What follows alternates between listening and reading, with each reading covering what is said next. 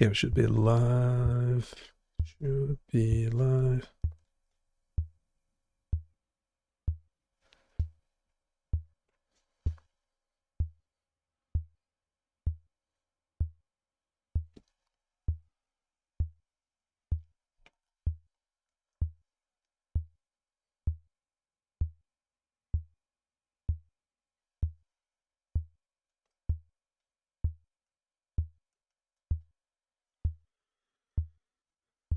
Okay, we have a bunch of tools. Trying to figure out what's the delay is like. What is the delay?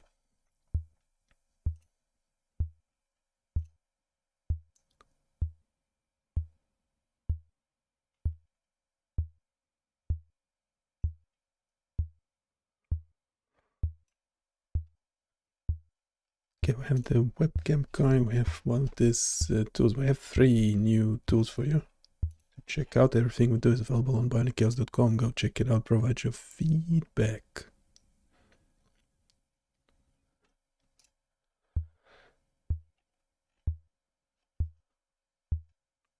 This one doesn't have a title, does it? Doesn't have a title. It doesn't have a title.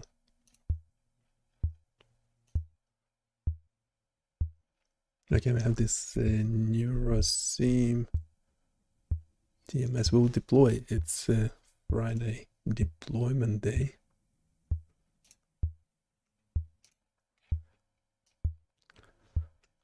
And we have this physiological signal visualization.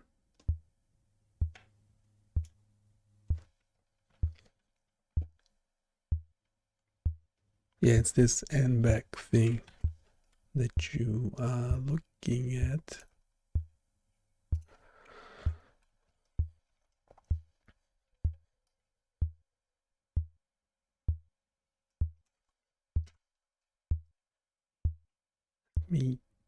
Let me add it to the landing page. Again, everything we do is available on BioniChaos.com. So go check it out.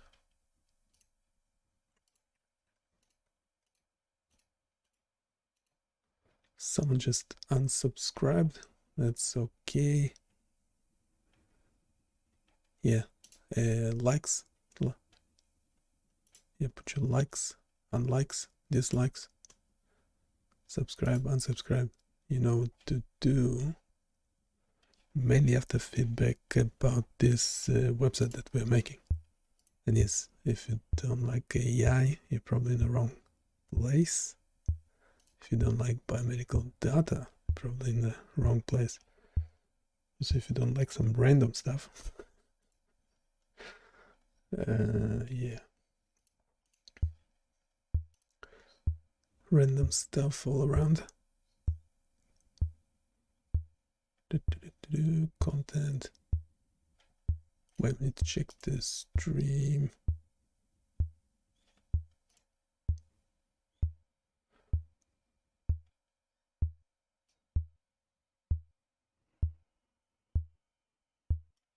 The interface doesn't fit. It's funny, every time I start using robots, engagement goes up. We'll deploy and we'll do a audio summary of this tool by NotebookLM, because it can explain what there is in it in a much better way.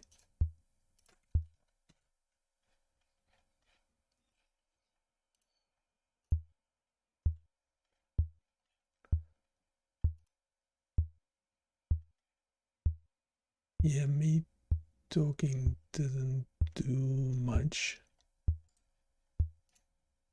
It's this one here. Yeah, that one's nice as well. Hey, what's that? This visualize.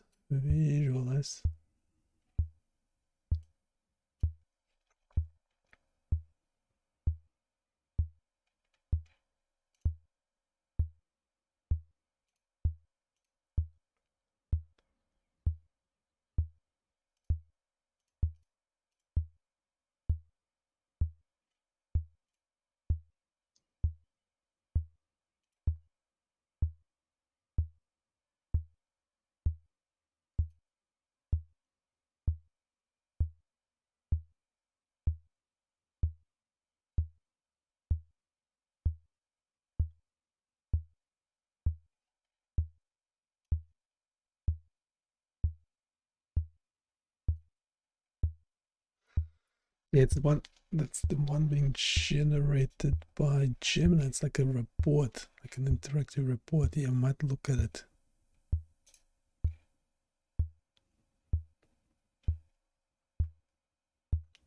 And we did a video on it as well, so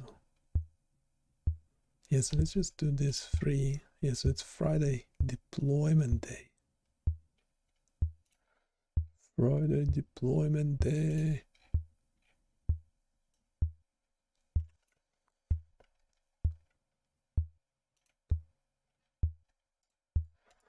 Deploy, deploy.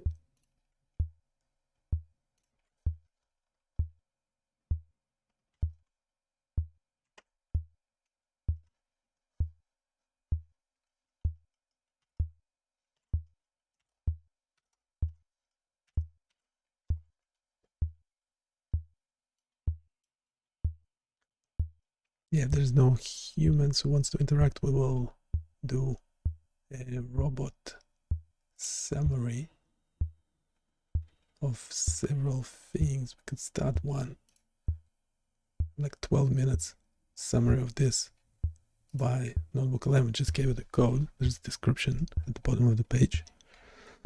So it will be essentially summarizing that.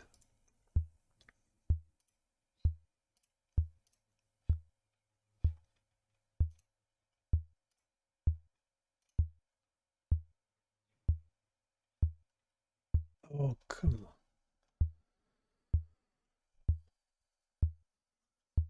Now I want to show the one in production. I wanted to have the, okay, bear with me.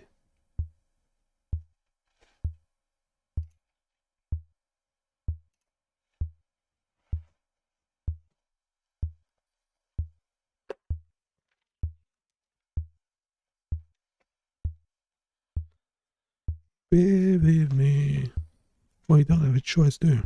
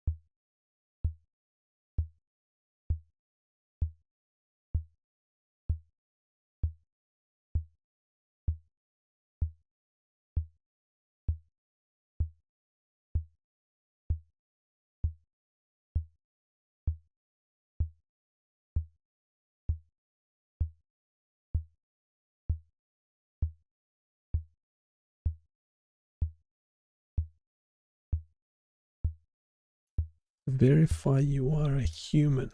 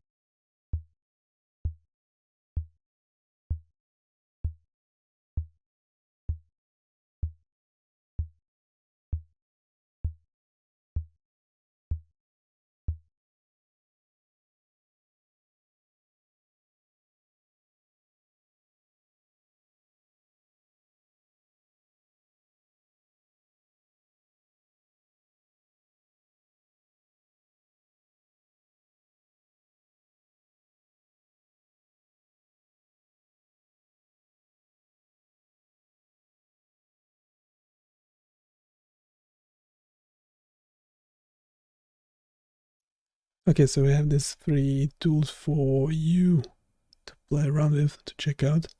We'll go over this interactive physiological signal visualization.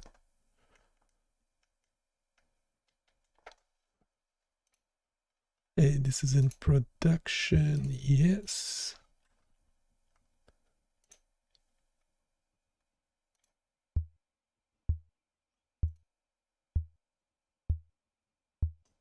Is it playing the sound? Is it playing the sound? Yes, it's playing the sound.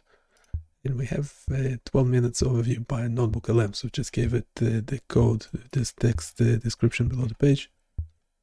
And we'll see how we go with that.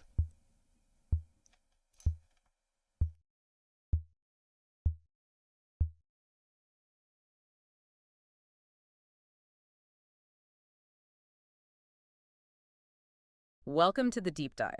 This is where we take your intriguing sources, pull out the really valuable nuggets, and help you get informed quickly and hopefully with a bit of surprise along the way. Today, we're diving deep into something really fascinating. It's an interactive educational tool. Yeah, it's pretty neat. It simulates physiological responses, so it doesn't just show you, it kind of lets you feel that connection between your mind and body. Exactly. You shared some great material on this, and our mission really is to unpack how our thoughts, our emotions, how they literally change our physical signals right there in real time. It's pretty eye-opening stuff. It really is. And what's so revolutionary, I think, about this simulation is how it just demystifies these really complex psychophysiological concepts, makes them tangible. Right, less abstract. Yeah, it's built on, solid science, rigorous studies, lots of data, like from the PhysioNet research. They tracked very carefully how things like cognitive load, from mental tasks and emotional arousal, maybe from music, how they influence our physiological signals. So it takes all that complex data And turns it into something you can see and interact with. It's science made accessible, really. Yeah. A living visualization. That's the magic, isn't it? Bridging that gap. So, okay, for our listener who's thinking, I want to try this, what exactly is this interactive simulation? How can they actually use it to see their own mind-body connection working? Right. Well, at its core, it's like a dynamic window, a real-time window into how we respond physiologically. Okay. Imagine seeing your heart rate change, your breathing, even your sweat response shift. Not just in theory, but like right there on the screen. Because of what you're thinking or feeling. Exactly. Because of the different mental states or emotional inputs you introduce. Yeah. The main goal is just to make these ideas, biofeedback, human-computer interaction, easier for anyone to get a handle on. Students, educator. Yeah, students, educators, or honestly, just anyone who's curious about how their own body works. That sounds incredibly useful. So how do you actually, use it? How do you interact to see these connections yourself? Is it just watching or is there more to it? Oh, it's definitely designed for active engagement. Yeah. You can use something called manual mode. Okay. There's a drop-down menu, and you pick a condition, like maybe calm music 1 back. That's low mental effort. Right. Or you could choose exciting music 3 back for, Yeah. Bigger challenge. More stimulating. Yeah. Then you just hit start visualization. Right. And what's really cool is you can even switch conditions while it's running. Oh, interesting. So you can see the shift. Exactly. You see those gradual, sometimes really subtle physiological changes as you mentally kind of shift gears. And what if someone just wants a quick overview, like a taste of what it can do? Yep, there's a demo mode for that. You just press auto demo, and the simulation automatically cycles through different conditions. It's a really quick way to see the range of the body's responses without having to do anything manually. Okay, that makes sense. But beyond just setting conditions, are there deeper ways to interact? Something that really lets you feel like you're part of the experiment, not just observing? Absolutely. That's key. You can, for instance, click or tap right on the visualization screen. Okay. And it marks that specific moment with a visual marker. So maybe you had a thought or heard a noise. You mark it, and then you can watch for the physiological shift that follows. Ah, to correlate events. Precisely. Yes. And crucially, there's the end-back task itself. The letter memory game. Right. You actually respond using the Y and N keys on your keyboard. Okay. Yes or no? Yes or no. And your score updates right there instantly. So you can directly link how well you're doing the task to what your body's doing. Wow. And for really getting immersed, there's an audio ECG switch. What does that do? It plays realistic heartbeat sounds, perfectly timed with the ECG signal you're seeing. Oh, that's cool. It really makes the data feel more alive. It does. It adds another sensory layer to the whole experience. Yeah, I can imagine that audio feature adds a whole new dimension. So, okay, let's peel back the layers then. What are the actual signals we're looking at? When you see those lines moving on the screen, what story are they telling us? Great question. So the simulation focuses on 4 key things, 4 signals. Okay. First, there's the end-back stimulus. Now, this isn't technically a physiological signal from you. It's the task given to you. The input. Right. Exactly. Letters pop up, every 2 seconds? And your job is to say if the current letter matches the one from N steps ago. Like 1 letter back or 3 letters back? Right. 1 back or 3 back, depending on the condition. Yeah. It's a classic way to just add some cognitive load, make your brain work a bit. Okay, so that's the trigger. What about the responses? What are we seeing from the body? Right. So next you've got the ECG. That's shown in green. Your electrocardiogram. Heart activity. Yep, the heart's electrical activity. You'll see those familiar shapes, the QRS complex, T waves. And what's really clear is when you ramp up the cognitive load, like with the 3-back task, or if the music gets exciting, you'll literally see your heart rate, the BPM, go up. Those green peaks get closer together. It's a direct visual of your heart responding. Fascinating. Okay, what else? Then there's EE, shown in blue. That stands for electrodermal activity. ED, what's that measuring? It's basically measuring how much your skin conducts electricity, which sounds weird, but it's a direct reflection of sweat gland activity. Oh, okay, sweat. Yeah. And sweat glands are really tightly linked to arousal or stress or even just being highly focused. So more stress usually means a higher EDA level overall, and you'll see these kind of slow-moving peaks. Slow move. Yeah, and this is important. These peaks have a realistic delay, about 1 to 3 seconds after something happens. So it's not instant like the heart rate change might seem. Exactly. It reflects how that part of your nervous system, the sympathetic system, takes a moment to kick in. It's not an immediate switch. Wow, the level of detail is amazing. That delay is modeled in. Okay, what's the last signal? The last one is RESP in red. That's respiration, your breathing. Makes sense. You'll see the pattern, the natural changes in depth and rhythm. And similar to heart rate, you'll generally notice your breathing rate, the RPM, tends to speed up during the more demanding conditions. Harder task, faster breathing. Usually, yeah. Or more exciting music. Faster breathing. Yeah. Another really clear, visible sign that your body is, gearing up or reacting. This is incredibly sophisticated. It's connecting dots that, honestly, I don't think most of us even realize are connected day to day. So when you put all these signals together, the heart, the sweat, the breath, reacting to the task, what's the most maybe surprising or counterintuitive aha moment this simulation gives us? Like, what really stands out? One of the really striking things, I think, is how our bodies react to different kinds of stress. So, for example, try comparing 2 conditions. Say, calm music 3-back. That's high mental effort, right, but low emotional impulse. Right. Difficult task, calm setting. Yeah. Compare that to, say, exciting music 1-back. That's low mental effort, easy task, but high emotional arousal from the music. Okay, so different sources of demand. Exactly. But when you look at the physiological signals, the ECG, EDA, RESP, they can actually look surprisingly similar. Really? Mental strain and emotional excitement can produce the same stress signature. In many ways, yes. The body's core stress response can look very similar. It really makes you question, does my body always know the difference between good stress and bad stress, or mental versus emotional? That is fascinating. It's like the body just registers demand or alert. What other kinds of subtle connections does it bring to light? Another really cool one is something called respiratory sinus arrhythmia, RSA. Okay, RSA, what's that? Look really closely at the ECG trace, the green line. You'll notice the space between heartbeats isn't perfectly even. It actually changes slightly with your breathing. Oh, yeah. How? Your heart rate naturally speeds up a tiny bit when you inhale and slows down a tiny bit when you exhale. It's linked directly to the RESP signal, the red line. Wow. So the heart isn't just beating like a metronome. It's kind of breathing along with the lungs. In a way, yes. It's a direct visual of that connection. And it immediately makes you think, okay, how connected are breath and heart? And Could I maybe influence my heart rate or my stress level just by changing my breathing, which of course is the basis of many relaxation techniques? Absolutely. That's a powerful visual link. It Yeah. makes you appreciate how interconnected everything is. It really does. And speaking of connections and timing, think about the EDA latency in kinetics. The delay in the sweat response you mentioned. Exactly. When something happens, a new letter appears. You make a response. That blue EDA line doesn't jump instantly. There's that characteristic delay, maybe a second or two, then a slow climb and a slow fall. Right. And that's not a bug. It accurately shows the slower acting nature of the sympathetic nervous system, your fight or flight system. It doesn't just flick on and off. It ramps up and ramps down. It's a gradual response, not a sudden jolt. Precisely. Then there's also habituation or adaptation. Okay, what's that? If you just let one condition run for a while, maybe like 4 minutes or so, Yeah. you'll often see the intensity of the responses. The heart rate increase, the EDA peaks, they start to lessen.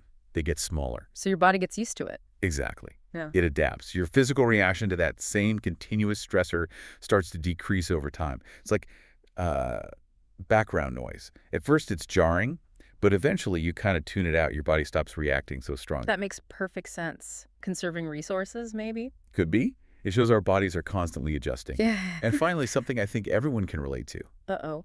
What is it? Error-related stress. Making mistakes. Yes. When you mess up on the N-back task, you press N when it should be Y, or vice versa. The simulation shows you an N error, a little red cross. Right, feedback. Pay close attention to that blue EDA line right after you see that error. Very often you'll see a little spike. Just from making a mistake. Just from making a mistake. It clearly shows how performance errors, just realizing you messed up, can act as these immediate little internal stressors. Your body literally reacts to your own cognitive slip-up. Wow. That is incredibly insightful, seeing that visualized. It really drives home how much our internal state affects our physiology. It's just incredible, isn't it? How a tool like this can make that intricate dance between mind and body so visible. This whole deep dive, it's really shown us how things like cognitive demands, emotional states, they aren't just abstract concepts. They translate directly into physical signals we can actually measure and see. Heart rate, sweat, breathing. Yeah, it moves it from theory into, well, into reality right there on the screen. It's not just theory anymore, it's a living demonstration. And if you connect that to the bigger picture, it profoundly underscores how deeply intertwined our mental and physical states really are. They're not separate things. Not at all. Understanding these signals, seeing them in action like this, it can offer really valuable insights, for managing stress better, maybe improving focus, even enhancing performance in whatever you do. Absolutely. And it leaves us with, I think, an important question, something for you, the listener, to think about. Okay. What other subtle physiological signals might your body be sending you all the time? Or maybe even broadcasting to others that you're completely unaware of right now? Like subconscious cues. Exactly. And how might becoming more attuned to those silent messages, those internal signals, how might that change how you perceive yourself or how you navigate your daily life and interactions?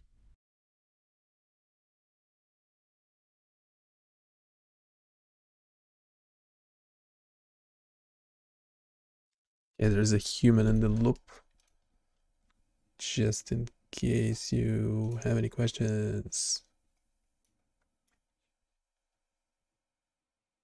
All the tools we're making are available on BioniChaos.com.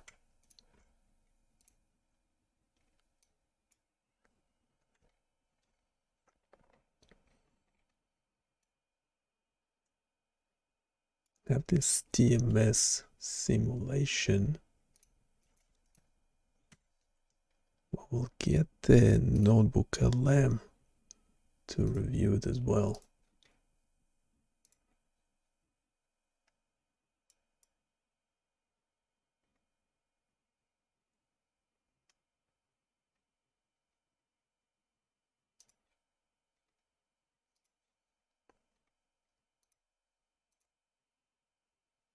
There's no demo mode for this one yet. We are working on the demo mode.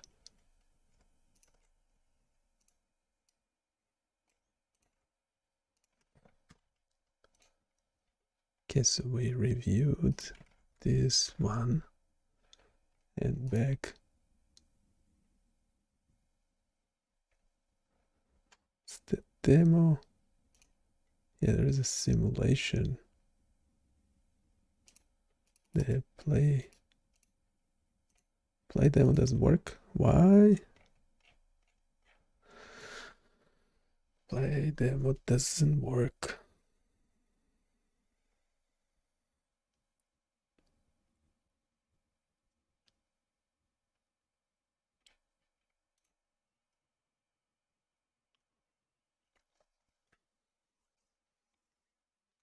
Yeah, I used to place those notebook LM onto each page, but then I thought audio doesn't take much space, but yeah, actually it does, especially when you have like tens or hundreds of those 40-50 minute audio files.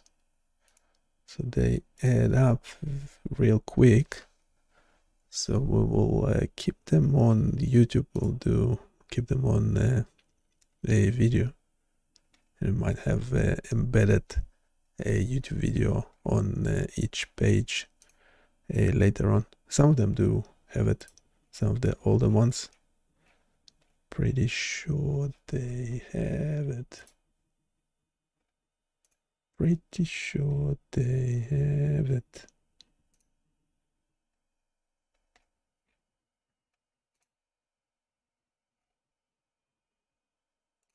Yeah, like this eye tracker. Yeah, so they have a YouTube video embedded.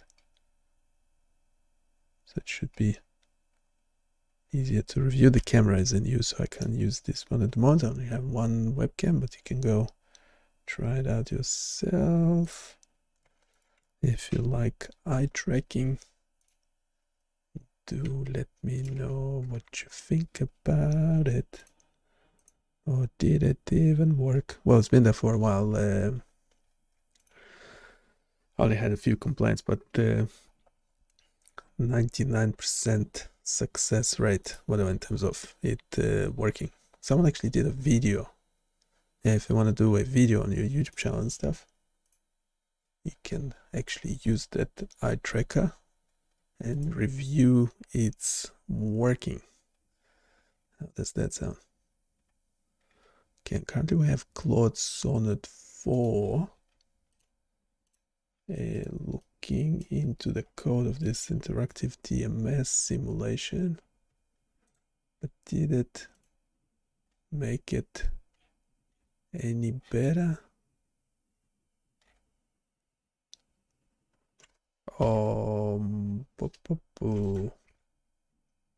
The brain is not loading. Where's the brain? Where is the brain?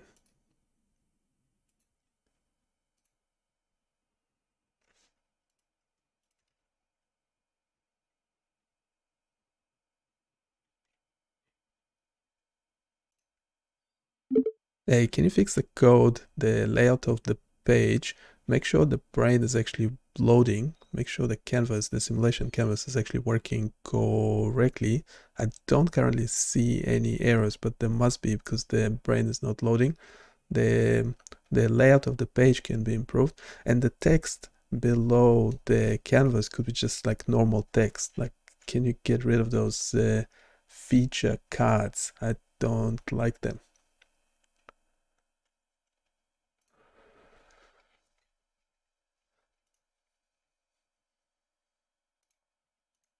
I'll fix the brain loading issues, improve the layout, and simplify the educational content section.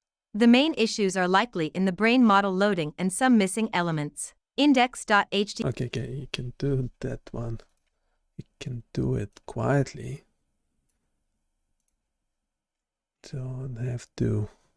So it's not in agent mode, it's in just edit mode. We are in Visual Studio Code. I know lots of people interested in the technical details. We are not. We're interested in the application, in the web application actually working. And we are developing in English. So the question about what code you use, well, obviously it's JavaScript, because it's available for you on the site. can go check it out straight away. It's up and running. Just trying to fine tune a few things, but it's working okay. It can simulate your waves.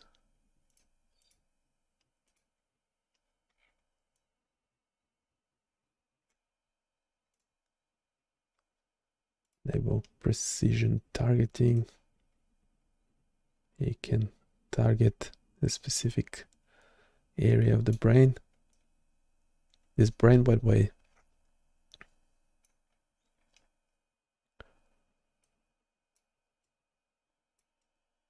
yeah, it's a model available freely.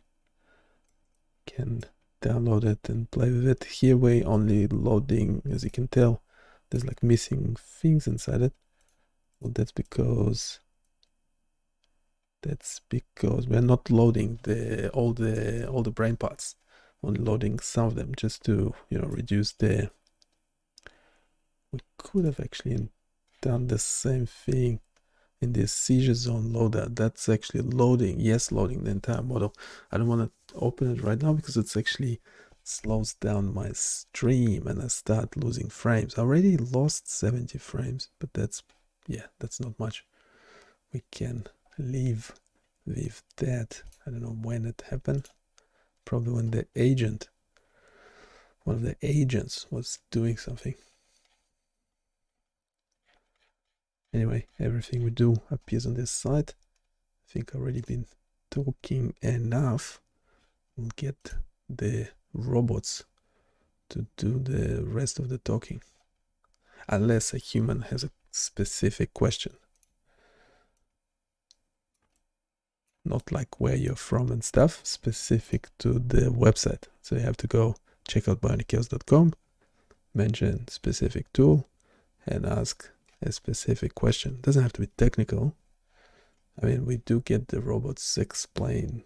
We try to get the robots to explain things in a layperson's term, so without using any jargon or terminology, which might not be the case with the coming bit, because we actually gave it just the code. We gave Notebook LM the code for this web application, and it generated 5 minutes, which we're gonna listen to and comment on that. Okay, imagine this for a second. Using like invisible magnetic forces to actually change what your brain is doing, non-invasively. Sounds a bit like science fiction, doesn't it? Totally, but it's real. It's called transcranial magnetic stimulation, TMS. Yeah. And it's already out there, helping treat different brain conditions, mental health stuff. And today, we're going deeper. We're not just talking about TMS theory. We're actually diving into an interactive simulation. Right. It really lets us see these complex brain processes happening. Visualizing it makes a huge difference. Exactly. So our mission here is to kind of unpack how the different settings in TMS things, like, which coil you use, how strong the pulse is, how fast the pulses are. The frequency. Right. The frequency, how all that stuff actually creates real visible effects inside the brain. We want to find those like aha moments, the ones that show just how incredibly precise this technology can be, thanks to this real-time 3D view. And that visualization, it's really powerful for understanding how changing one little parameter directly influences brain activity. Let's maybe start with the coils. Good idea. So you got the figure 8 coil. That one creates a really focused magnetic field, very targeted. Right, like aiming a tiny spotlight onto a very specific spot in the brain. Super precise. But then there's the other main type, the circular coil. Yeah, the circular coil. It's different. It gives you a much broader magnetic field. Covers a larger area. Okay, so broader, like a floodlight instead of a spotlight. Is that broader effect ever, better? Sometimes you want the floodlight. That's a really good question. It depends. The figure 8 is great for that surgical precision, maybe targeting a very specific motor point or something. But the circular coil, that wider engagement might be better for, say, conditions involving larger brain networks, maybe certain mood disorders where you want a less focused effect. It really comes down to the therapeutic aim. Makes sense. So it's not just where you stimulate, but also the rhythm of it, the pulse frequency. Exactly. And the simulation shows this so clearly.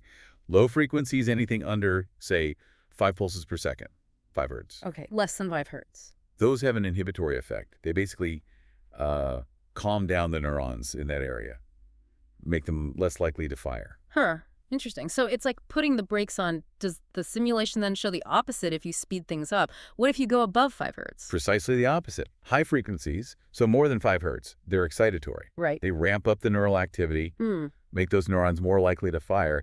This control, this ability to either inhibit or excite is, well, it's fundamental to how TMS works therapeutically. So we have the wet with the coil, the rhythm with the frequency. What about the strength, the intensity of the pulse? I'm guessing it's not just more is always better. Definitely not. The simulation shows this really well, too. Cranking up the intensity doesn't just make the effect stronger in the same spot. It can actually make the affected area bigger. Oh, right. Or it might even start activating nearby neural pathways that weren't active at lower intensities. So intensity is another key dial for fine-tuning, controlling the volume of brain tissue you're affecting. And the visualization itself, we see those cyan lines for the magnetic field, right? And that yellow ball. Yeah, the cyan lines show the magnetic field shape coming from the coil, but that yellow sphere that shows the induced electric field inside the brain tissue itself, and that's crucial. Why is the electric field sphere so important? I thought it was magnetic stimulation. Well, the magnetic field passes through the skull easily. That's the non-invasive part. But it's the electric field that the magnetic pulse induces or creates inside the brain. That's what actually makes the neurons fire or not fire. Okay, so the magnetic field is the tool, but the electric field it creates is the actual, active ingredient.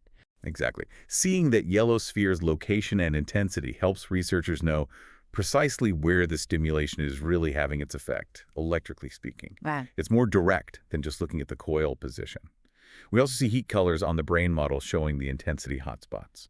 So pulling it all together, this deep dive really highlights how much control we gain by understanding these specific TMS settings.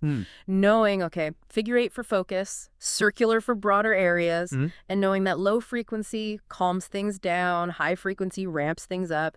It turns TMS from just a general concept into something you can really tailor. That's the key insight.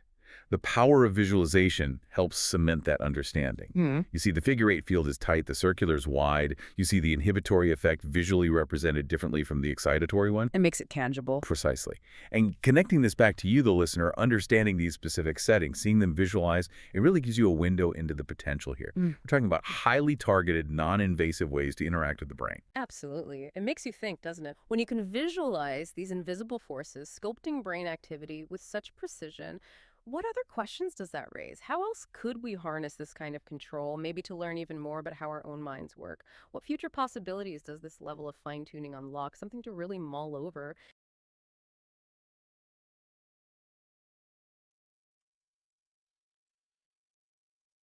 That's this thing where it starts talking softer, the volume goes down at the end of the recording, at the end of the audio, for whatever reason. So again, this tool is also available on BioniChaos.com. You can go check it out yourself. Pop it in the link in the description. Yes, we did already pop the link in the chat. So there is that.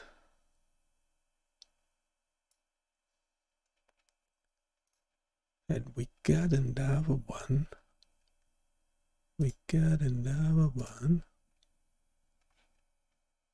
This action potential simulator. Yeah, I don't particularly like the word architect. Doesn't fit the screen really well as well. That's a bit unfortunate. We'll have to get some of the agents to fix that. So obviously everything is a prototype. Everything is a prototype. Everything is a prototype. So what did we cover so far? Yeah, we did this interactive So it's a human psychophysiology. Essentially, it's an experiment. It's a simulation, obviously, of an experiment which tests your memory while recording your heart, a cardiogram, your skin conductivity, which essentially indicates how stressful you are or not stressful, and your respiratory rate, so how you are breathing. You can play the sound of the heart if you like. It's a nice sound, nice and healthy. It's going currently at 90 beats per minute. You can stop that. You can actually do an easier task, which is essentially, it's meant to be playing calm music as well. Yeah, we can play calm music in the background. Shall we play calm music in the background? Let's try Google Labs, music effects. I'm not showing it on the screen just in case anything is copyrighted or something in terms of the, and then we go music effects, DJ, psychotrance, G-funk, indie folk. Okay, combine them all together. Let's see what that makes. Might want to turn your volume down. No, I already did. Ooh. Okay. Muddy, is that what your brain doing at the moment? Can you change the chaos, make it low chaos, low brightness or high brightness? You can reduce the density as well. Now that actually has a melody, some sort of melody in it. Yeah, I can show it too. There's no... Hey, this is by Google. We actually tried making something similar ourselves, but without much success. Now it's actually hallucinating a bit.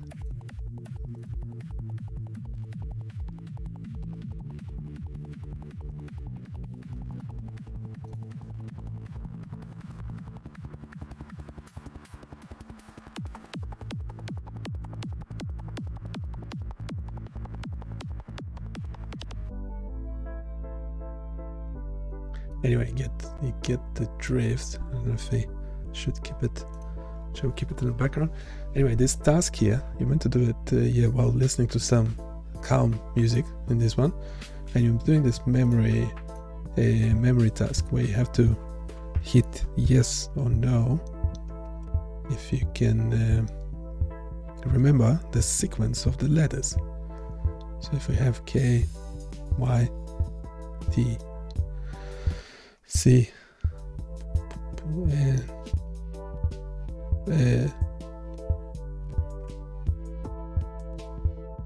they're meant to be they're meant to actually start repeating. They're not meant to be totally random. I think they are, which is bizarre, because if you keep hitting no, you'll be getting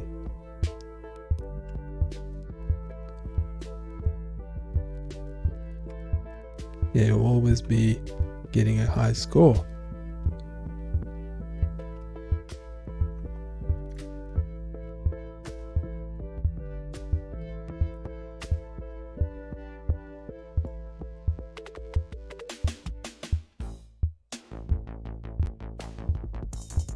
And then you have another task where you actually do exciting music, and then you have two variations for music, calm music, exciting music. Then you have also two variations for the complexity of the memory task. Here you have to memorize one letter before or 3 letters back, which obviously makes it much more complicated. So, and then this is also just a simulation, so you're not so once you're running that, the heart rate in theory should go higher. It actually didn't. And the stress level should go higher. So we get this EDA level of 1 point something.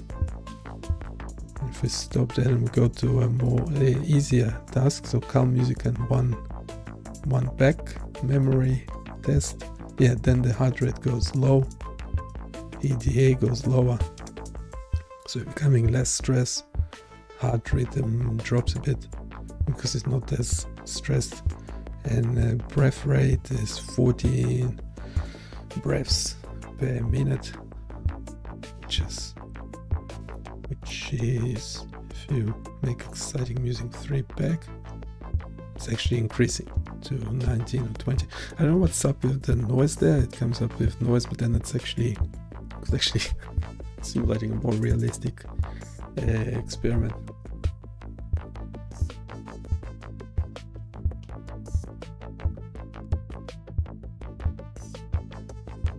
What's the most annoying thing about this music? Is it the G-funk or Psy-trance?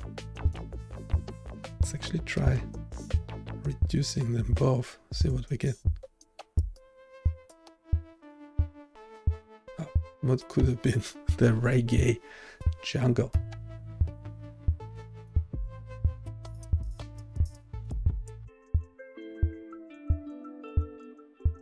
Alright, and we have the ECG beat coming from the simulation game.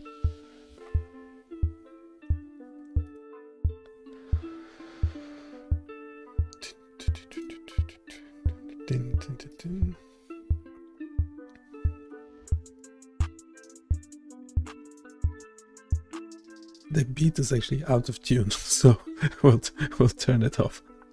We'll turn it off for now.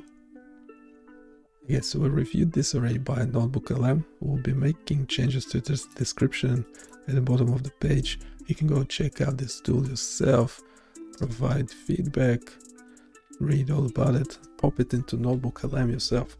Highly recommend it. It can do a full-fledged like research, actually find the related things, which actually we can do ourselves. So beforehand we just popped just the code into Notebook LM. What? Wait a second.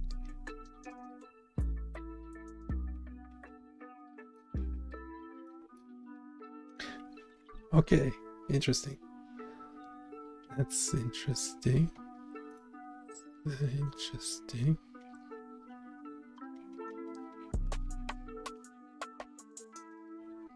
Looked like, yeah, this summary, the source is different. The source is a JavaScript code.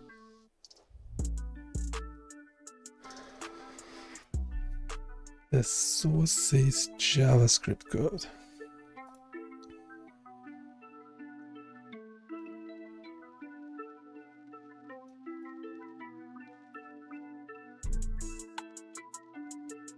So you can take the text, discover new topics relevant to it. This is Google, so Notebook LM is Google, so it will find relevant stuff. Yeah, it's essentially measuring mental workload,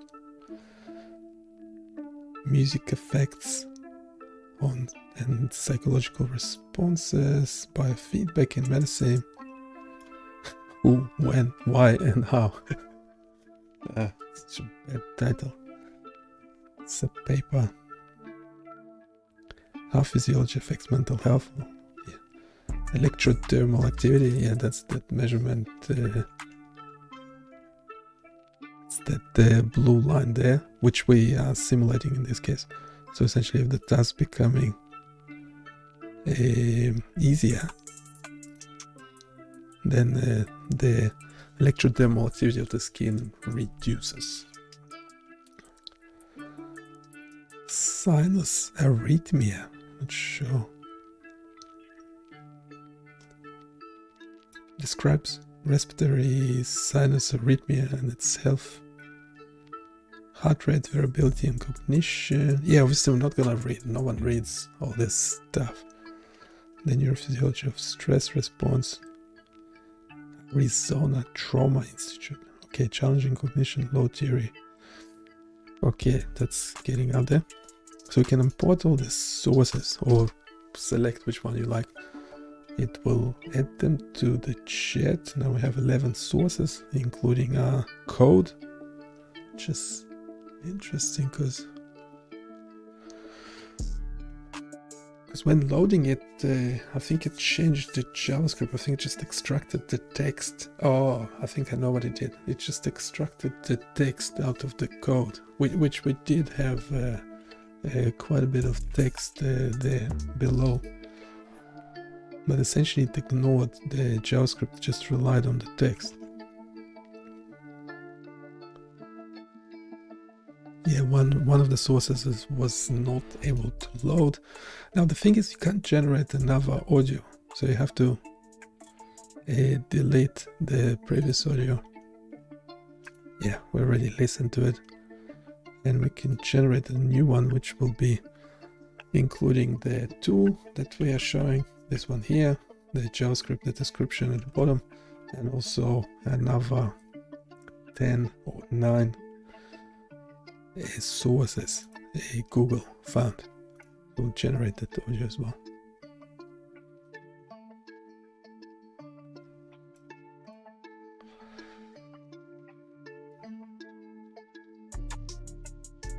So I did my PhD in psychophysiology, which is a fancy term for behavioral study, which is essentially what YouTube is. So currently well, YouTube is running a giant behavioral study on you, the viewer.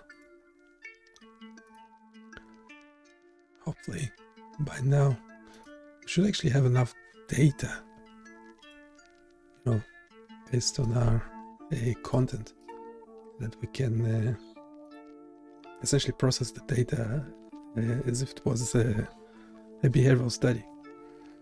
We have whatever 13,340 subscribers. Thank you very much. We have like well, in the last year about 4,000 watch hours, so on and so forth, 56,000 views. So, and we have a lot of analytics on how that happens, you know, time of day, age, supposedly. Well, no, most of the age is incorrect, but yeah, we can treat it as a physiological study like this, as if you were doing like a memory test, a viewership test, an engagement test. Could be interesting. Maybe.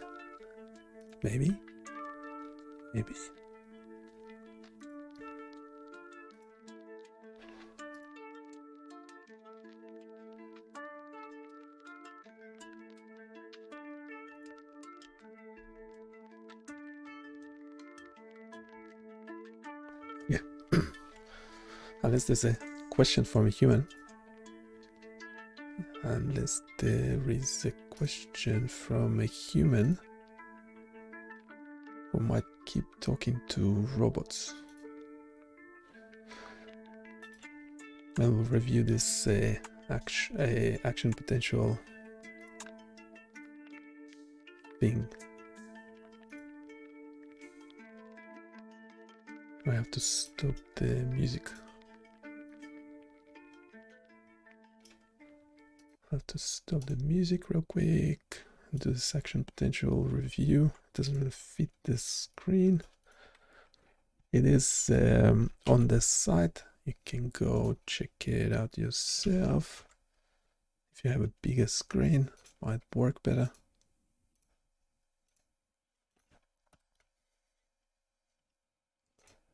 It might work better. Let's try.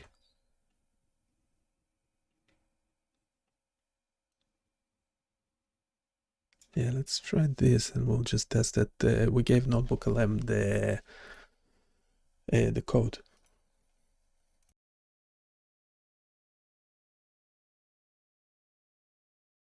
Welcome back to the deep dive. Today, we're plunging right into something truly fundamental, one of these core processes in our bodies. How our neurons talk to each other. You know, Yeah. those super fast electrical signals running everything. Absolutely. The basis of thought, feeling, action, everything. And for this deep dive, we're using something really cool. It's an interactive tool called Action Potential Architect. Interactive neuron simulation. Right. Sounds fancy.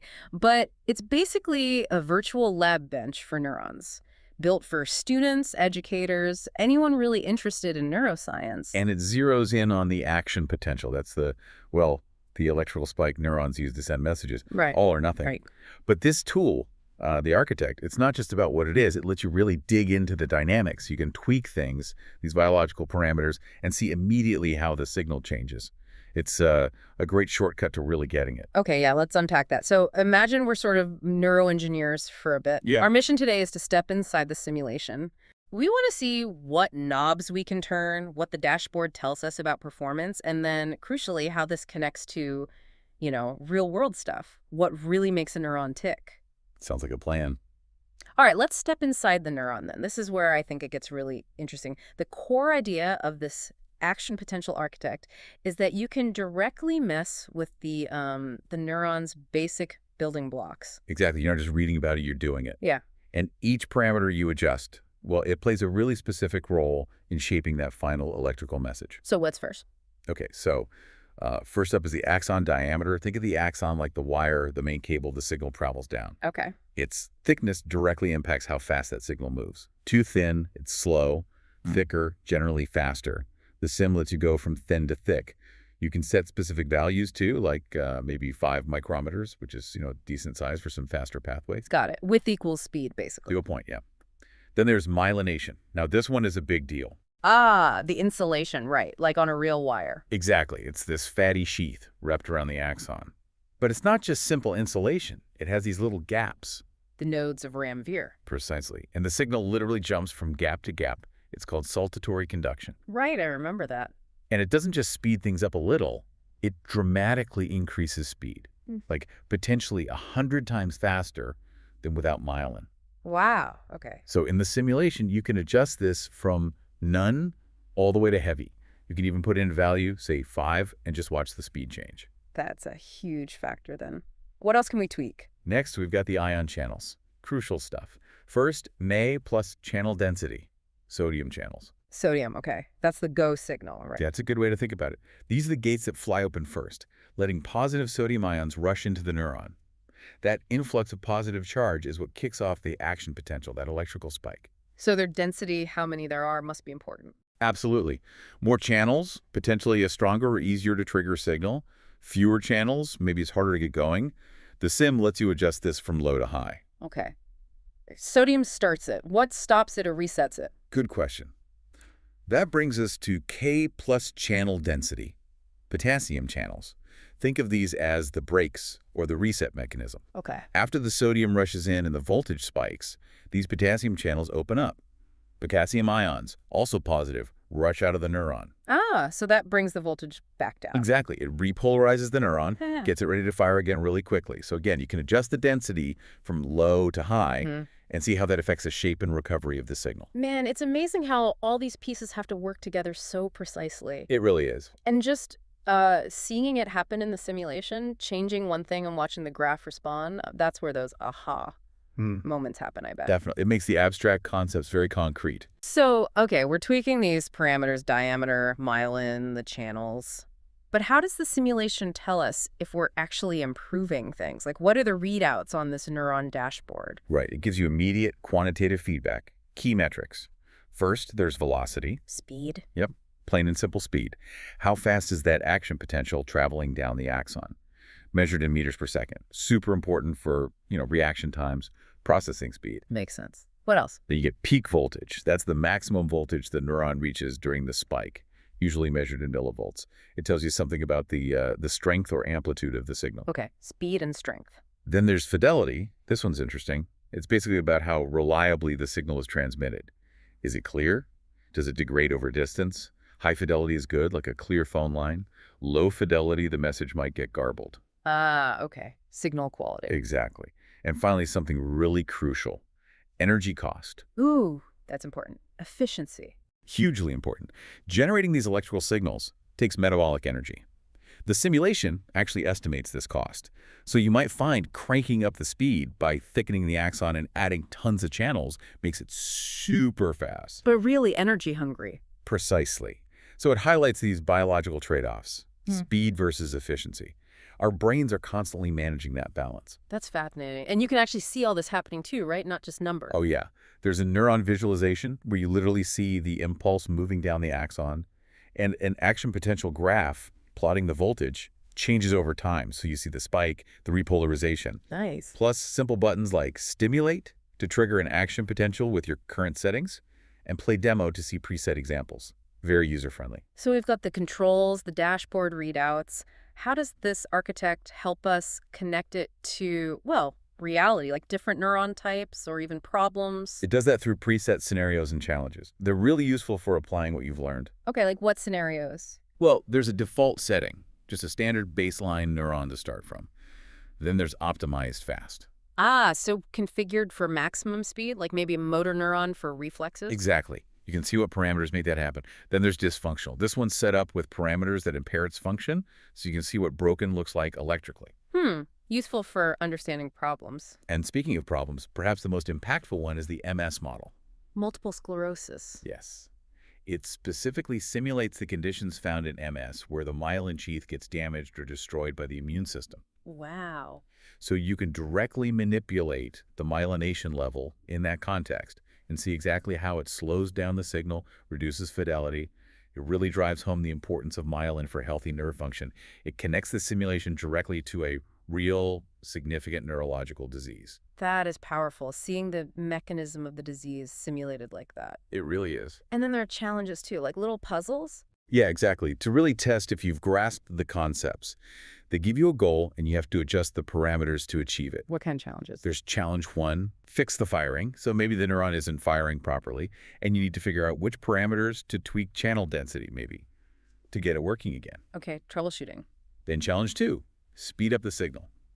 Pretty self-explanatory. You need to make it faster, probably by playing with diameter and myelination. Right. And challenge 3, conserve energy. This one makes you think about those trade-offs we mentioned. How can you maintain decent function but minimize the energy cost? Balancing act. It is. And when you succeed, when you find the right combination of settings, you get the satisfying challenge complete message. It really reinforces the learning. Yeah, you actually solved the problem. You engineered the neuron. In a virtual sense, yes. This whole deep dive, it just highlights how incredibly useful these interactive tools like Action Potential Architect can be. They take something super complex, neuroscience, and make it, well, understandable, engaging even. Definitely. It bypasses hours of just reading text. You get that knowledge much more quickly and I think more deeply because you've done it. It's a genuine way to get informed without drowning in jargon. Absolutely. And, stepping back from the simulation itself, it does raise a bigger point, doesn't it? How so? Well, think about how incredibly fine-tuned all these parameters have to be. Axon diameter, myelination levels, the precise density of sodium and potassium channels, just for one neuron to fire correctly and efficiently. Yeah, the balance seems incredibly delicate. It is. So when you consider that, what does it really tell us about the sheer complexity and maybe fragility of the engineering inside our own nervous systems, and how vital the ongoing research is to understand what happens and what we can do when that delicate balance goes wrong in conditions like MS or other neurological disorders? That's a really profound thought to end on. The microscopic precision enabling our entire conscious experience. It's truly staggering. Well, hopefully this deep dive has sparked some curiosity for you listening. We really encourage you to keep exploring topics that fascinate you. That joy of discovery, especially when you can interact with something directly like this simulation, it's pretty special. Until next time.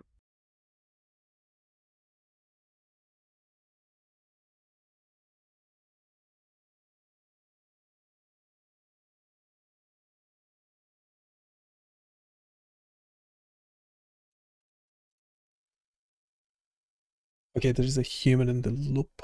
Just in case you have any questions.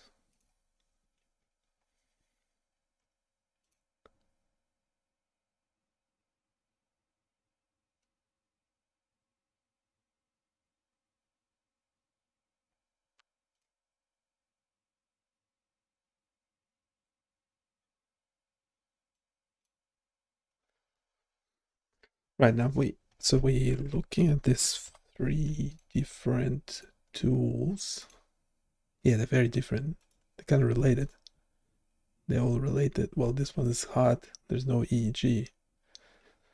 This one is DMS, so brain activity, brain stimulation with electromagnetic stimulation, and the basics of neuroscience action potentials, how neurons talk to one another. So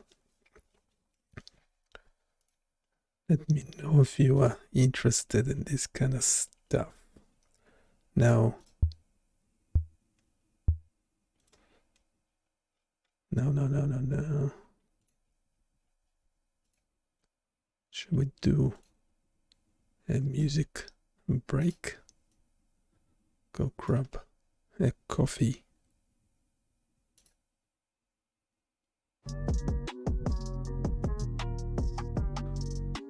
Okay, that's a bit out there, isn't it? Maybe a bit too much.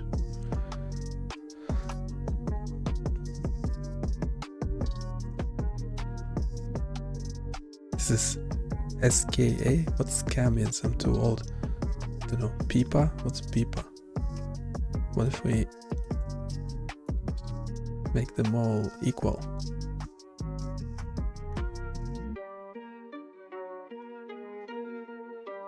That usually works well. That's actually not too bad. So the music brought to you by Google Labs Music FX DJ. Oops, sorry, my microphone went. I have to watch where the microphone is. How about deep house?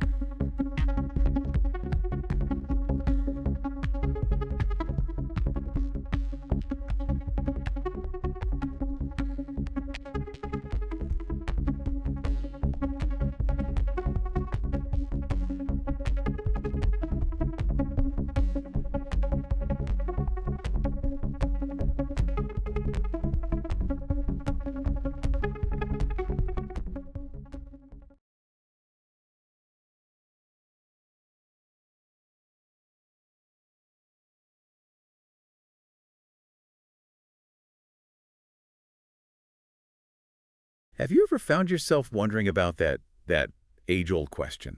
Mm-hmm. How deeply connected are our minds and bodies? Philosophers have wrestled with it for centuries. But new scientific insights are completely redefining what we thought we knew. What if we could truly understand and then actively optimize not just what you learn, but how you learn it? Yeah, the how. That's the key. Exactly. So today, we're taking a deep dive into a really fascinating intersection, how artificial intelligence, AI, and machine learning, ML, are combining with breakthrough insights from cognitive load theory, CLT, and educational neuroscience, EdNeuro, to fundamentally transform education. And our mission here really is to unpack the latest research. We're drawing heavily from a big systematic review, 103 studies, actually. Right. And we're going to reveal some, well, frankly, surprising ways that technology is personalizing, learning, managing your cognitive effort, like dynamically, and even adapting to your brain's unique signals. Brain signals. Yeah, and beyond just the tech, we'll also explore some of these fascinating body-based strategies for better thinking, better cognition, and overall well-being that, tie right into this science. Right. So our goal for you listening is to provide a real shortcut to getting up to speed on this cutting-edge field. We want you to walk away with actionable insights, thought-provoking facts that, let's be honest, go way beyond your typical headlines. Definitely. Okay, so let's unpack this. Before we dive headfirst into the tech, which is amazing, let's set the stage a bit with this foundational idea. Our minds and bodies are just deeply intertwined. Absolutely. For centuries, especially in Western thought, there was this strong tendency to separate the mind over matter, that kind of thing. Right, the Cartesian split. Exactly. Yeah. But recent science, and it's even drawing on insights from, ancient Eastern traditions, is powerfully demonstrating just how much our movement, our physical state, impacts our cognitive and emotional lives. And it's striking how diverse the studies are that reinforce this. I mean, take neurological rehabilitation. We see that simply adding aerobic physical exercise. Just basic exercise. Yeah, just aerobic exercise leads to stronger improvements in attention and cognitive functioning for post-stroke patients, stronger than, say, more complex dual-task interventions. So movement isn't just physical recovery, it's central to brain recovery. And it's not just about recovery, is it? I was fascinated by this idea, like being able to better predict an opponent's actions in a sport just because you play that sport. Embodied cognition. Right. So sailors, for instance, they actually outperformed tennis players and non-sports people in predicting sailing maneuvers. Makes sense. The thinking is their brains activate specific motor representations. It's almost like their bodies are thinking for them, informing their predictions. Which really raises that important question. How else does movement subtly affect our psychological state? I mean, there's research on Kathak dancers found they experienced lower stress and fewer symptoms of depression and anxiety compared to non-dancers. Even simple things like mindful breathing that can reduce muscle tension. And slow breathing, specifically, seems to improve executive functions like inhibition. That's practical. And for anyone who's ever faced, public speaking anxiety, which is pretty much everyone, right? Oh, yeah. Here's a powerful application. There's this program called the Corp Oral Program. It uses body awareness, visualization, gesture techniques to significantly reduce anxiety. Studies showed actual decreases in physiological responses, like heart rate, and even measurable changes in brain activity, indicating less avoidance. You're literally changing your brain through your body. And we see it in creative experiences, too, like kids who just freely played with sand or clay, later rated artworks made of those same materials more positively. It suggests our aesthetic sense, what we find pleasing, is deeply rooted in that sensory-motor engagement, how our senses and movements interact with stuff. Interesting. There's even a new scale, the Multidimensional Impacts of Movement Scale, MIMS. It combines ancient yogic ideas with modern neuroscience to measure the broad benefits of movement physically and psychologically. All these examples just underscore it. Our physical state is absolutely fundamental to our cognitive and emotional capabilities. Okay, so if our physical state is so fundamental, what does this mean for how we actually learn things? For a long time, the big theory in education has been cognitive load theory, CLT. Can you break that down for us? What's CLT all about? Sure. So in essence, CLT focuses on a core idea. Our working memory, the mental space where we actively process information, has very limited capacity. Right, you can only juggle so much at once. Exactly. And CLT identifies 3 types of cognitive load. First, there's intrinsic load. That's just the inherent difficulty of the material itself. Like learning quantum physics is intrinsically harder than learning basic addition. Yep. Second, extraneous load. This is the bad stuff. It comes from unnecessary demands due to poor instructional design, confusing layouts, irrelevant information, that sort of thing. And finally, germane load. This is the good stuff. It's the productive mental effort involved in actually processing and understanding new information deeply, making connections, building those schemas in your long-term memory. Right. So the main goal of traditional CLT is to reduce that extraneous load, the unnecessary stuff, so learners can focus their limited mental energy on germane processing, on the actual learning. We've all been there with extraneous load, haven't we? Like that presentation slide crammed with text while the speaker is also talking over it. Oh, absolutely. The split attention effect. Yeah, or just pure redundancy. CLT suggests simple fixes, right? Like using audio narration with visuals instead of just slapping text on the screen. Yeah. That can improve retention. Exactly. Minimizing distractions, structuring information logically. These things can dramatically enhance cognitive efficiency, how well our brains process information. But, and this is a big but, Okay. a key challenge or maybe limitation of traditional CLT, as some studies point out, is its potential overemphasis on just reducing load. How so? Well, if you reduce load too much, you might actually limit engagement with complex tasks.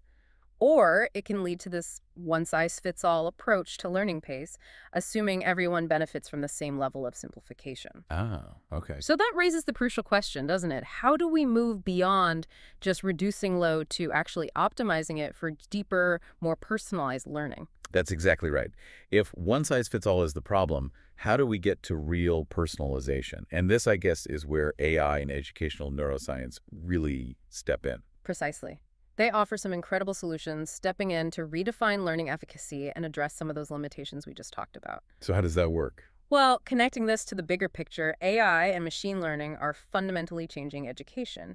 They enable systems that can automatically manage cognitive load, provide truly personalized instruction, and adapt learning pathways dynamically for you. Okay, it sounds like science fiction, honestly. How do these AI systems know when and how to adjust things for a specific person? What's the secret sauce? It's largely thanks to real-time neurophysiological data. We're talking about tools like EEG electroencephalography, which listens to your brain's electrical activity. Right, the brain waves. Exactly. And FNIRs and functional near-infrared spectroscopy, which measures changes in blood flow in the brain, showing which parts are active. Okay. These tools capture real-time brain activity, feeding data to AI models that can then adapt instructional strategies, like on the fly. For instance, systems can look for a specific brain signal called the P300. P300. Yeah, it's an electrical spike that happens when your brain registers something significant or surprising. It gives us a direct window into how you're reacting, how your cognitive load is changing. And the detection accuracy for these things has become incredibly reliable. We're talking high sensitivity and specificity in studies. So wait, the AI is literally reading your brain signals to optimize how you learn. That's kind of mind-boggling. In a sense, yes, precisely. It allows for these dynamic adjustments in task difficulty. The goal is to keep you in your optimal challenge zone, not bored, not overwhelmed. The sweet spot. The sweet spot. And it goes beyond just brain activity. These multimodal approaches combine data from EEG with other signals, fMRI, which gives a more detailed picture of brain activity, ECG for heart activity, and GSR, galvanic skin response. We'll come back to those. Right. Fusing all this data makes the system much more robust. It helps mitigate, signal variability and noise. And we've seen cognitive state detection accuracy improve dramatically. Sensitivity jumped from around maybe 0.75 back in 2015 to about 0.95 now in 2024. 95%. That's a huge leap in precision. It really is. It means these systems are getting incredibly good at understanding your cognitive state, moving us away from guesswork towards truly data-driven learning adjustments. Okay, so what about those other physiological signals you mentioned? Heart rate, skin response, you said they correlate. Yeah, what's really compelling here is how these different measures often tell a similar story. EEG and FNIRs, for instance, show a strong correlation around RCRs over 0.78 in some studies, which suggests they're providing complementary information about neural activity. Similarly, heart rate variability, HRV, and electrodermal activity, EDA or GSR, They also show a high positive correlation, maybe around RFLA 0.76. So heart patterns and skin response are linked. Often, yes. And these non-invasive measures let the AI monitor your affective states, your emotions, your stress levels during learning. So if you start getting frustrated or overwhelmed, the system can potentially pick up on those subtle physiological cues. So what does this hyper-personalization actually look like for me, the learner, in practice? Well, these AI-driven adaptive systems use sophisticated deep learning models. You hear terms like CNNs, convolutional neural networks, and RNNs, recurrent neural networks. Like the AI brains. Sort of, yeah. They analyze your learning behaviors, your responses, everything, and tailor the instruction.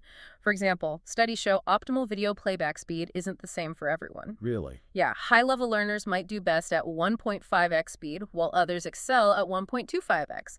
AI can figure that out for you and adjust it automatically. And here's a really striking example. In surgical skills training, an AI tutor led to significantly higher performance improvements compared to human instruction by just the 5th repetition. Wow, better than a human tutor. In that specific context, for that skill progression, yes. Think about what that means for accelerating skill acquisition in really complex fields. So the AI is adapting the content, the pace, even the difficulty, all tailored to my unique needs in real time, based on how my brain and body are responding. Yeah. That's a fundamental shift. It really is. It ensures your cognitive resources are used as efficiently as possible. It selects appropriately structured materials. And importantly, it can help eliminate unconscious biases that human authors or instructors might introduce. Right. This dynamic adjustment aims to boost engagement, improve knowledge retention, cut down on cognitive overload, and ultimately significantly improve learning efficacy. This sounds incredibly powerful. Transformative even. Yeah. But does it mean we just, throw out other learning approaches that we know are valuable? No, not at all. That's a great point. If you look at the broader picture, the research review really highlights an integrative approach. It's about combining the strengths of CLT with other proven methods like self-regulated learning, SRL, and problem-based learning, PBL, Okay. all within these new AI-driven environments. So while CLT is fantastic for optimizing efficiency, reducing that extraneous load, SRL focuses more on learner autonomy, on metacognitive awareness, your ability to understand and manage your own learning process. Which is crucial. So how does AI help with that, with self-regulation? AI-enhanced learning analytics can track how engaged you are, identify patterns, and provide personalized feedback specifically designed to help you optimize your self-regulation strategies. Like a smart coach. Exactly. Yeah. For instance, there are robotics-driven SRL programs that have shown improvements in things like reading accuracy and even visual constructive abilities, like putting things together visually, by around 19%. 19%, that's significant. It is. And this improvement is maximized when learners have control over their pacing, which, as we mentioned, can be a limitation of pure CLT models. AI empowers you to take charge, but with smart guidance. Okay, and what about problem-based learning, PBL? That always sounds like it could be pretty high load, especially at the beginning, tackling complex problems. It absolutely can be. PBL is great for fostering real-world problem-solving, critical thinking. But yes, its intrinsic cognitive load can be significantly higher. So how does AI help there? This is where AI-driven scaffolding comes in. Think of it like providing temporary support structures. And AI can also offer problem-solving recommendation engines. These tools help moderate that high load without taking away the challenge. Okay. The review found that AI-driven PBL models, particularly in fields like medicine and STEM, enhanced problem-solving efficiency by about 18% and the ability to apply concepts by 22%. So it makes PBL more manageable. Exactly. AI can effectively bridge CLT's focus on efficiency with PBL's focus on complex, real-world application. It makes challenging learning more accessible and ultimately more effective. To really grasp how AI can be so precise, let's zoom back in on those subtle signals from your body. We touched on heart rate variability and electrodermal activity.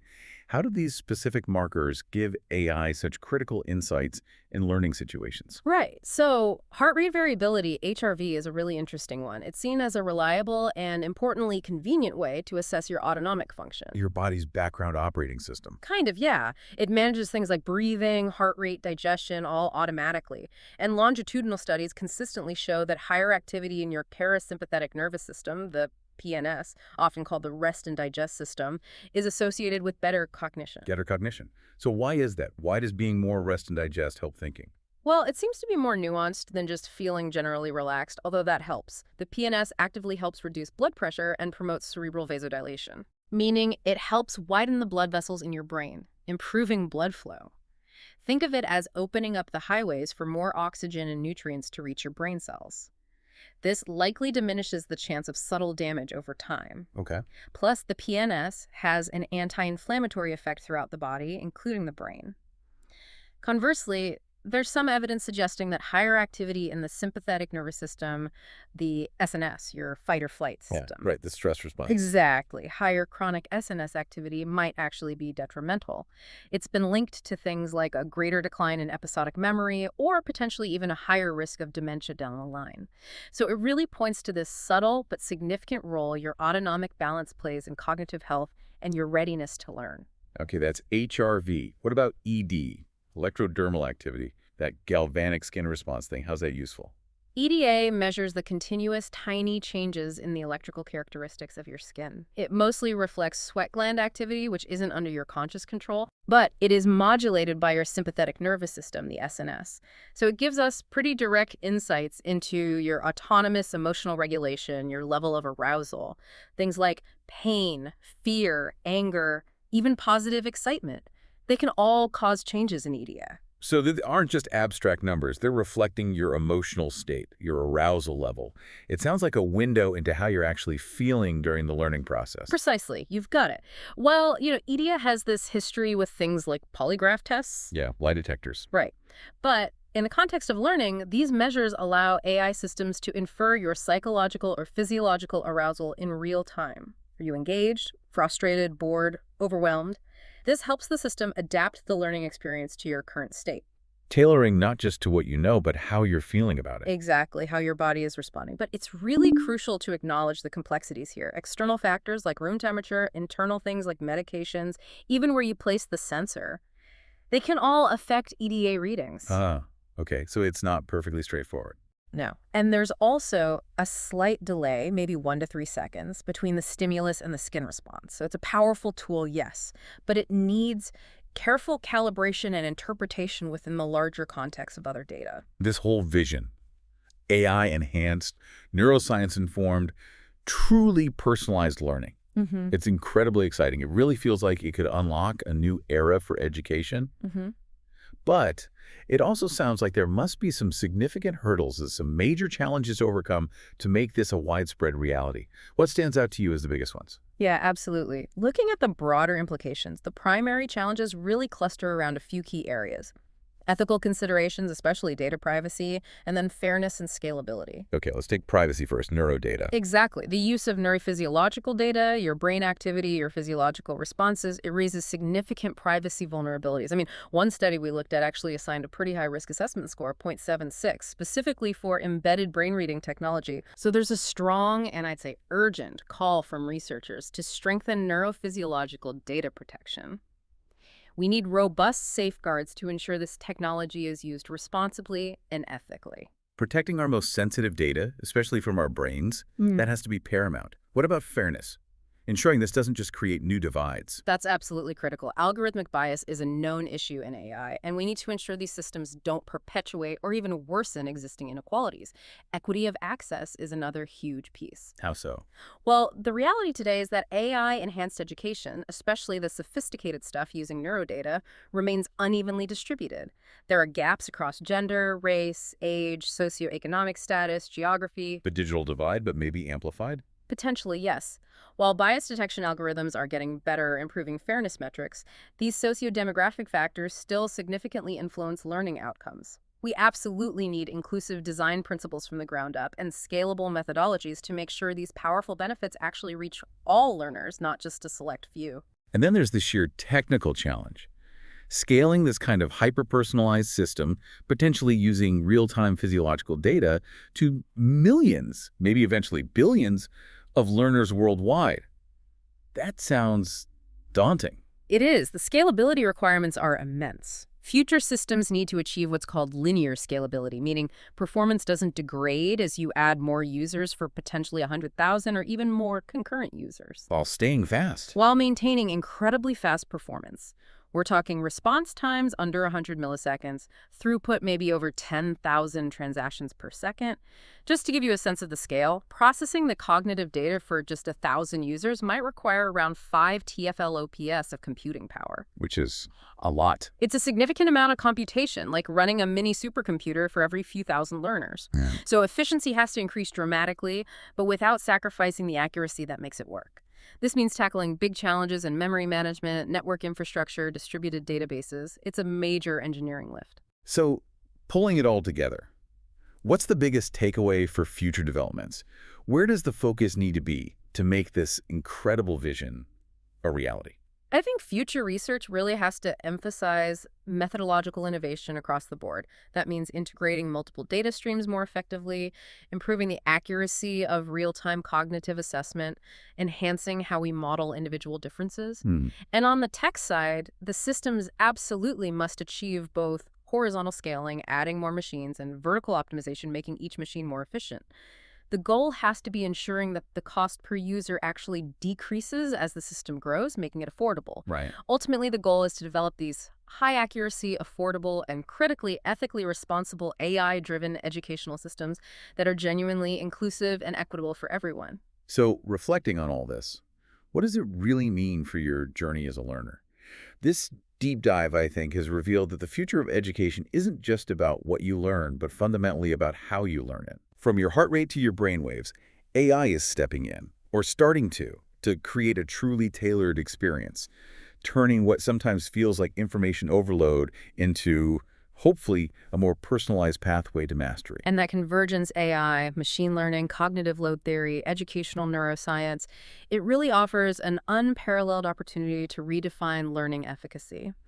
The promise is there: adaptive, personalized, cognitively optimized learning experiences. Yeah. But, as we discussed, achieving that huge potential absolutely demands a deep commitment to strong ethical frameworks, genuinely inclusive design, and building robust, scalable technology. It's fascinating interplay, isn't it, between our innermost biological states and this cutting-edge technology. It really feels poised to transform how we acquire knowledge, how we build skills. It's about building an educational future that truly empowers you to navigate the increasing complexity of our world with, hopefully, greater efficiency and much deeper understanding. Well said. So here's a final thought to leave you with.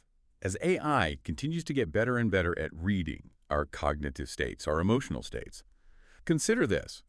How might the very definition of effort or even struggle in learning actually change when the systems themselves are constantly optimizing to keep you right in that sweet spot, that zone of optimal challenge, trying to prevent both boredom and overload? What does learning feel like then?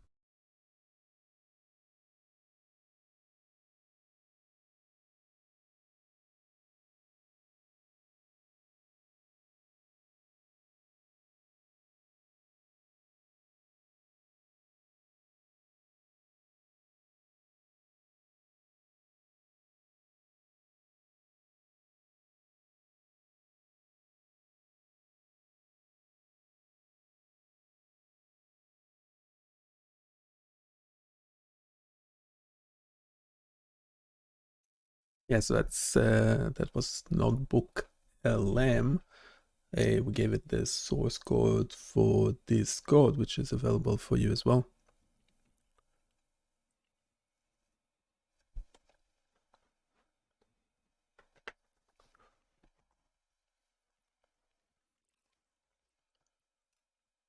Yeah, it looked at a bunch of tools, a bunch of sources online, 10 of them to be precise, generated this 22 minutes. I don't know where it picked up AI.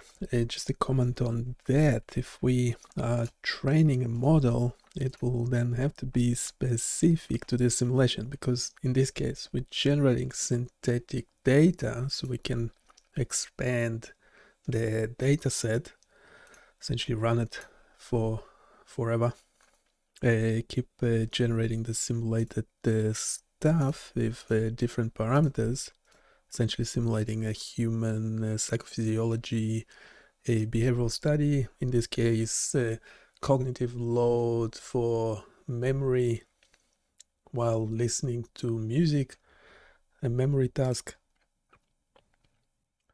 if we were to train a model on this, it will have to be specific to this data set.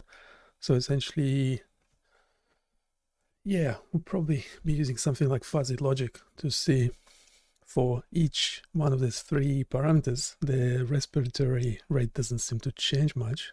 Or maybe it does, just not very visible. Yeah, currently it's sitting at 20 RPM. If the task is easier, calm music 1 back, it's like the easiest task, then the breath RPM goes down to 14. Okay, so it does change.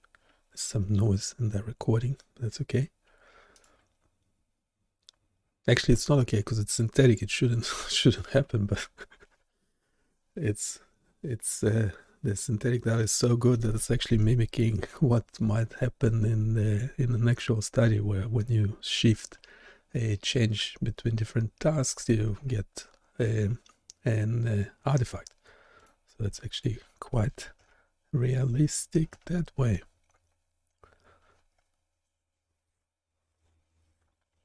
So yeah, if we were to train a model based on this, it would be probably like fuzzy logic here. We probably should do more.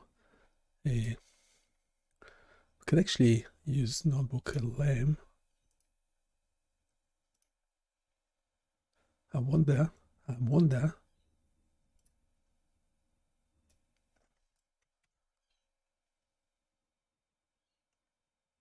Yeah, if you just gave it the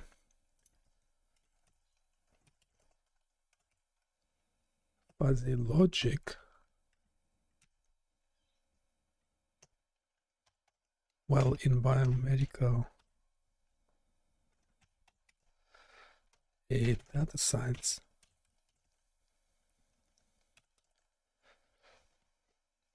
would Notebook LM be able to make the link? So it's searching for sources, found another 10, medical diagnosis and fuzzy systems, theory and healthcare application, fuzzy logic.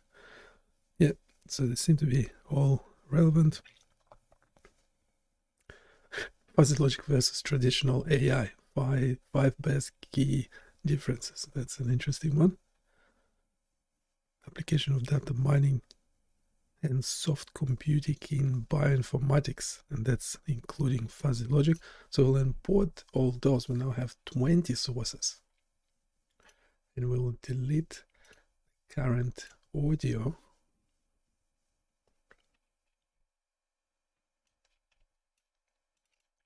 So that's a Notebook LM interface. We started off the JavaScript for this web application, including the text below it, which is running on our website. You can go check it out, play with it. It's a simulation of a behavioral study during which your memory is being tested. Wait, so we need to delete the current audio for some reason. It doesn't get deleted. Why? It's a bit weird. Is it because it's still trying to load? So it couldn't load one of the sources. That's fine. It probably means, I don't know what it means, but I suspect Google found it. It's listed, but then couldn't actually access it, either because it's not there anymore or because its access was restricted. So trying to delete the current audio. It doesn't work.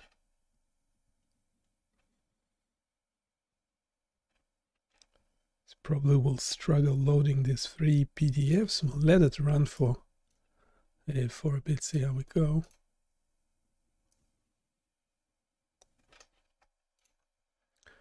Anything in the chat? Any human or bot? I don't mind bots. We don't discriminate on this channel, as you can tell. If you have any questions, pop them in the chat. So we have these 3 simulations that we released today. All 3 are available on BioniChaos.com. It should be up top. So we have this interactive physiological signal visualization that we just heard about. We have an interactive TMS simulator and an action potential kind of a game, which we will touch on later on.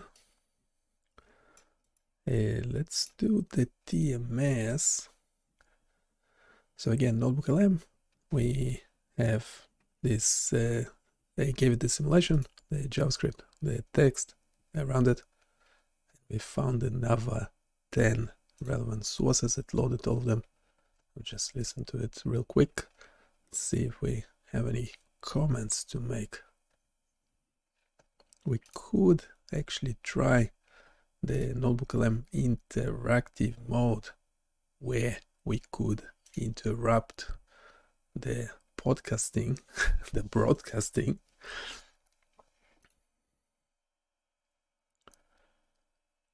And ask a question. So let's try that.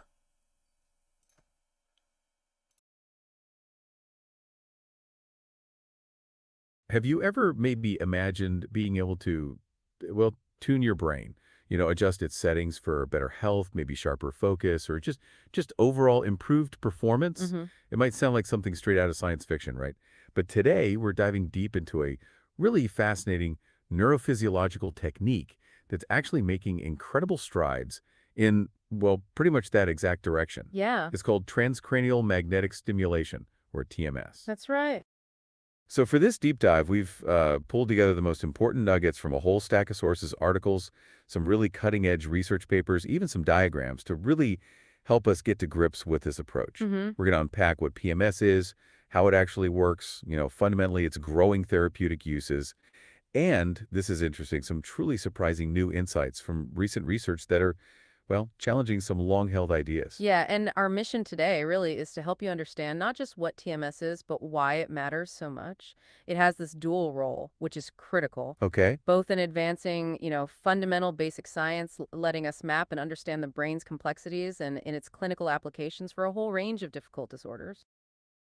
Right. And we'll also touch on the ongoing questions, the debates in this field, because it is evolving so rapidly. It encourages a bit of critical thinking about how we interpret its effects, which are powerful but also quite nuanced. Okay, so let's unpack this right from the start then. What exactly is transcranial magnetic stimulation? It's interesting that our sources call it a non-invasive neurophysiological technique, first introduced actually by Barker and his team back in 1985. Yeah, which feels pretty recent, doesn't it, for something this impactful? It really does. But the core principle, the physics, actually goes way, way back to electromagnetic induction, discovered by Michael Faraday in, 1838?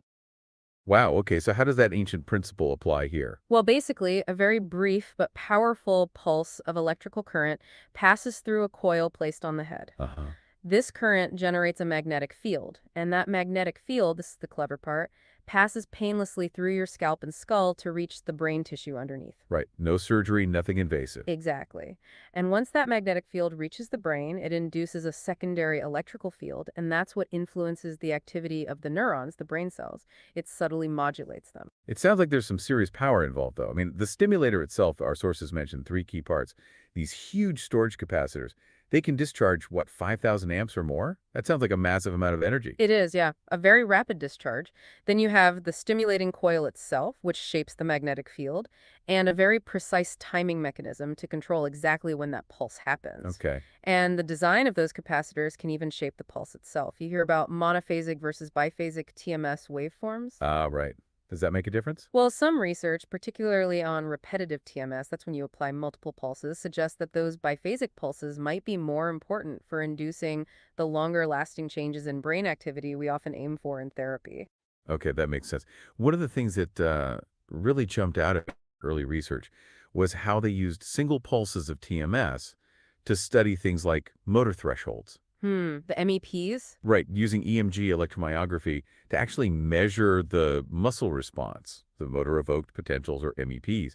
But what's truly wild is the phosphine threshold stuff, Oh, yeah. where they could actually make someone see a flash of light, a phosphine, just by stimulating the visual part of the brain, the occipital lobe. Exactly. You're literally creating a visual percept just by applying magnetism externally. It really highlights how directly TMS can interact with specific brain functions. So how does it do that at the neuron level? What's the immediate effect? What happens physiologically is quite interesting.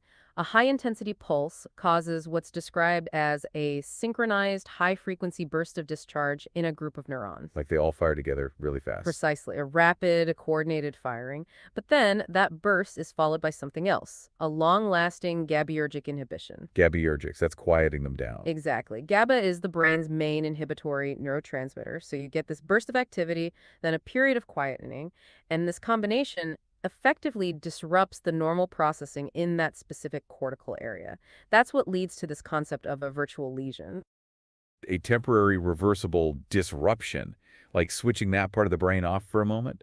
Sort of, yeah. But here's where it gets really interesting because it's not always just a clean off switch or lesion. Oh, okay. TMS can also just add, well, noisy input into the brain's ongoing activity, like static on a radio line. Right. And the balance between creating that clear virtual lesion effect versus just adding seems to depend quite a bit on the intensity of the stimulation you use. So lower intensity might be more like noise, higher intensity more like a lesion. That's the general idea, though it's complex. And one study, particularly looking at the visual system, even suggested TMS might be better described as causing a loss of signal, almost like a brief information blackout, rather than just adding random noise. Huh. That definitely challenges the simple idea then. It does. It shows we're still refining our understanding. And another crucial point is that TMS is not perfectly focal. It's not like a laser pointer. Right. Even with the best coils. Even with a figure-of-8 coil, which is designed for better precision, the effective area you're stimulating is still several square centimeters, not a tiny point. Okay. And critically, the magnetic field strength falls off very rapidly with distance from the coil. Meaning The superficial parts of the cortex, the outer layers right under the skull, are much, much easier to stimulate effectively. Ah, I see. So trying to reach deeper brain structures is harder. Much harder. And if you crank up the intensity to try and reach deep, you often end up activating the overlying, more superficial areas even more strongly, which can complicate things when you're trying to figure out exactly what brain area is responsible for the effect you're seeing. That makes sense. There was another fascinating detail in the sources about what part of the neuron gets excited. It's not the main cell body. That's right. It seems TMS preferentially excites the axons, the long output wires of the neurons. Okay. And specifically, it seems to be most effective at points where these axons sort of bend or turn within the electric field induced by the magnet. Why there? Because that's where the change in electrical potential along the length of the axon is steepest, what physicists call the spatial derivative. It's like that's the point most sensitive to the electrical nudge from the TMS pulse. Wow, that's incredibly specific. It is, and it leads directly into the importance of coil orientation. Just changing the direction you hold the coil, even over the same spot on the head, can significantly change which specific groups of neurons get activated because you're changing the direction of that induced electric field relative to how those axons are oriented in the brain. So same spot, different angle, potentially different effect. Exactly. We see this clearly in studies of the motor cortex changing the current direction, changes the muscle response. And in the visual cortex, it changes how easily you elicit those phosphenes, those flashes of light. Okay, so location matters, angle matters. What else influences the effect? A huge factor is something called state dependency. State dependency, meaning the state of the brain at that moment. Precisely. The effect of a TMS pulse is massively influenced by how excitable the targeted bit of cortex is at the exact moment the pulse arrives. Give me an example. The classic one is in the motor system. If you ask someone to make just a tiny, slight voluntary contraction of the muscle you're targeting, Yeah. the motor response, the MEP you measure from the TMS pulse, can be considerably larger, much enhanced, compared to when the muscle is completely relaxed. So the brain being ready to move makes it more responsive to the TMS. That's the idea. It really highlights that the brain isn't some static circuit board we're probing. Its ongoing activity, its momentary state is crucial. But excitability isn't the same as just being active, right? I think one source made that distinction. That's a really key nuance, yes. Excitability doesn't necessarily mean the neuron is firing rapidly. In fact, neurons are often most excitable when their membrane potential is hovering just below the threshold for firing, but not actually firing yet. Ah, okay. So they're primed but not busy. Kind of. If they're already firing at very high rates, their excitability to an external input like TMS might actually decrease. So this whole state dependency thing, it makes interpreting the effects complex. Often it's a bit speculative, trying to pin down exactly why the state mattered in a particular experiment. It sounds like it. And you mentioned earlier, the effects aren't always localized. They can spread. Absolutely. The effects don't just stay under the coil, they can propagate through the brain's networks in a couple of main ways. How so? Well, one way is pretty direct. The TNS pulse excites neurons. Those neurons send signals down their axons to other brain areas they connect to, causing activity there. Simple signal transmission. Okay, like a domino effect along the wires. Exactly. But there's also a more indirect way. TMS can alter the interactions within widespread networks of neurons, even if those neurons aren't directly connected to the stimulated site. Like changing the background hum or the communication patterns. Precisely. Think about interhemispheric inhibition, how activity in one side of the brain can suppress activity in the other side. Via connections through the corpus callosum, TMS over one hemisphere can change that balance. So it's not just a spotlight, it really is more like dropping a pebble in a pod and watching the ripples spread across the entire network. Okay, that makes the brain sound even more interconnected and dynamic. So, given all this complexity, the need for precision, but the limits of focality, the state dependency, what about the tools themselves? The core. Right, the tools of the trade. The coil design is absolutely crucial because it shapes that magnetic field and therefore the electric field induced in the brain. There are a few main types we use. What are they? Well, the simplest are circular coils, but as the name suggests, they tend to induce a non-focal ring-shaped electric field maximum. So the stimulation is quite spread out, not very precise. Less targeted. Much less targeted, which is why figure-of-eight coils, sometimes called butterfly coils, are far more common now, especially in research and clinical settings. Why is that? Because they consist of two smaller circular loops placed side by side, often overlapping slightly. The magnetic fields they generate add up. They summate right at the junction point between the two loops. Creating a hotspot. Exactly. This allows for much more focal stimulation at a limited and clearly definable location. Better precision. Okay, are there others? Yes. We also have double cone coils. These are typically two larger circular windings, but they're angled towards each other, forming a sort of cone shape pointing downwards. And what are they for? They induce an electric field that's more deeply penetrating, but also less focal. So you trade some precision for depth. They're used for stimulating areas that are harder to reach with a standard figure of eight, like maybe motor areas for the leg or deeper structures like parts of the cingulate cortex. Deeper but broader. Right, and then there are the Hest coils, or H coils. These have quite complex winding patterns and are generally larger. They were proposed specifically for effective stimulation of deep brain structures. Did they work? Are they better for depth? Well, their comparative advantage in depth has actually been debated quite a bit in the literature. They are generally less focal than figure-of-eight coils, so you lose precision again. And importantly, they've been associated with a potentially increased risk of seizures compared to other coil types. Okay, so it sounds like there's always a trade-off here. There is. This brings us to a really fundamental principle, something often called the electric field depth focality trade-off. Okay, what does that mean in simple terms? It means that for any coil design, physics dictates that if you want to stimulate deeper into the brain, if you want a greater half-value depth, as it's technically measured, Uh-huh. you inherently have to sacrifice some precision. The stimulation becomes less focused.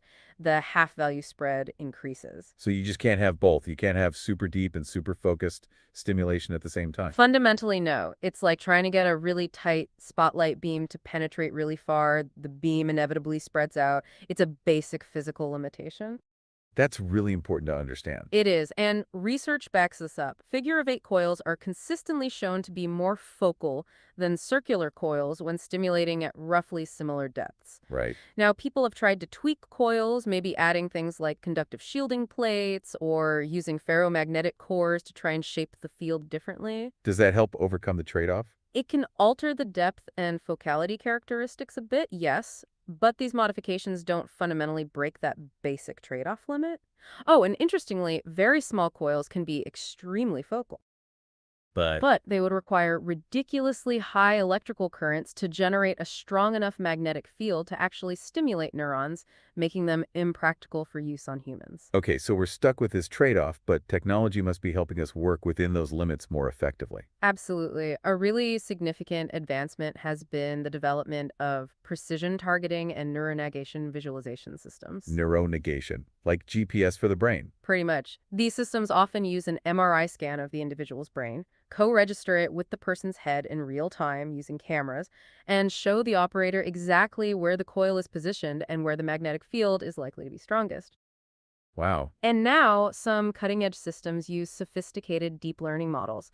These models can actually predict the electric field distribution throughout your specific brain anatomy in real time. We're talking fractions of a second, like 0.2 seconds. That's incredible. So instead of just a generic map, it's personalized. Exactly. It's a huge leap forward from the older, more static visualizations. It gives clinicians much better, faster feedback to really try and optimize that coil placement for the individual patient. It helps refine the precision we can achieve within those physical limits. That sounds like a game changer for applying this clinically. It really is. Which brings us nicely to the next big question. Given all this understanding of how TMF works and these improving tools, what are we actually doing with it therapeutically? Right. Where is TMS making a difference in treating people? Well, the therapeutic applications are, as our sources note, rapidly increasing in study. It's become widely accepted as a non-invasive technique. And where are the biggest successes so far? The sources highlighted a couple of areas. Yeah, the most consistently favorable treatment outcomes reported have been in depression and Parkinson's disease. Okay, let's talk about depression first. What are we seeing there? For major depressive disorder, particularly cases that haven't responded well to medication, what we call medication-resistant depression, Uh-huh. lasting beneficial effects have been observed in, well, estimates vary, but around 40% of patients is a figure often cited, which is significant for a difficult-to-treat group. How does it work for depression? What's the approach? There are two main established protocols. One involves high-frequency repetitive TMS, usually applied to the left dorsolateral prefrontal cortex, or DLP-FC. Okay. High frequency on the left side. Right. The other involves low-frequency stimulation, typically applied to the right DLP-FC. Both approaches have been shown to improve depression symptoms. Interesting. Why the difference? Left versus right, high versus low frequency? That's a great question, and the exact mechanisms are still being worked out. But one intriguing line of research suggests that a patient's underlying brain metabolism might play a role. Metabolism, like how active that brain area is. Sort of, yeah. Whether the prefrontal cortex shows signs of hypermetabolism being overactive or hypometabolism being underactive on scans like PET scans that might actually predict which frequency approach, high or low, is more likely to be effective for that specific individual. Wow, so potentially personalized treatment based on brain activity patterns. That's the hope, moving towards that kind of precision.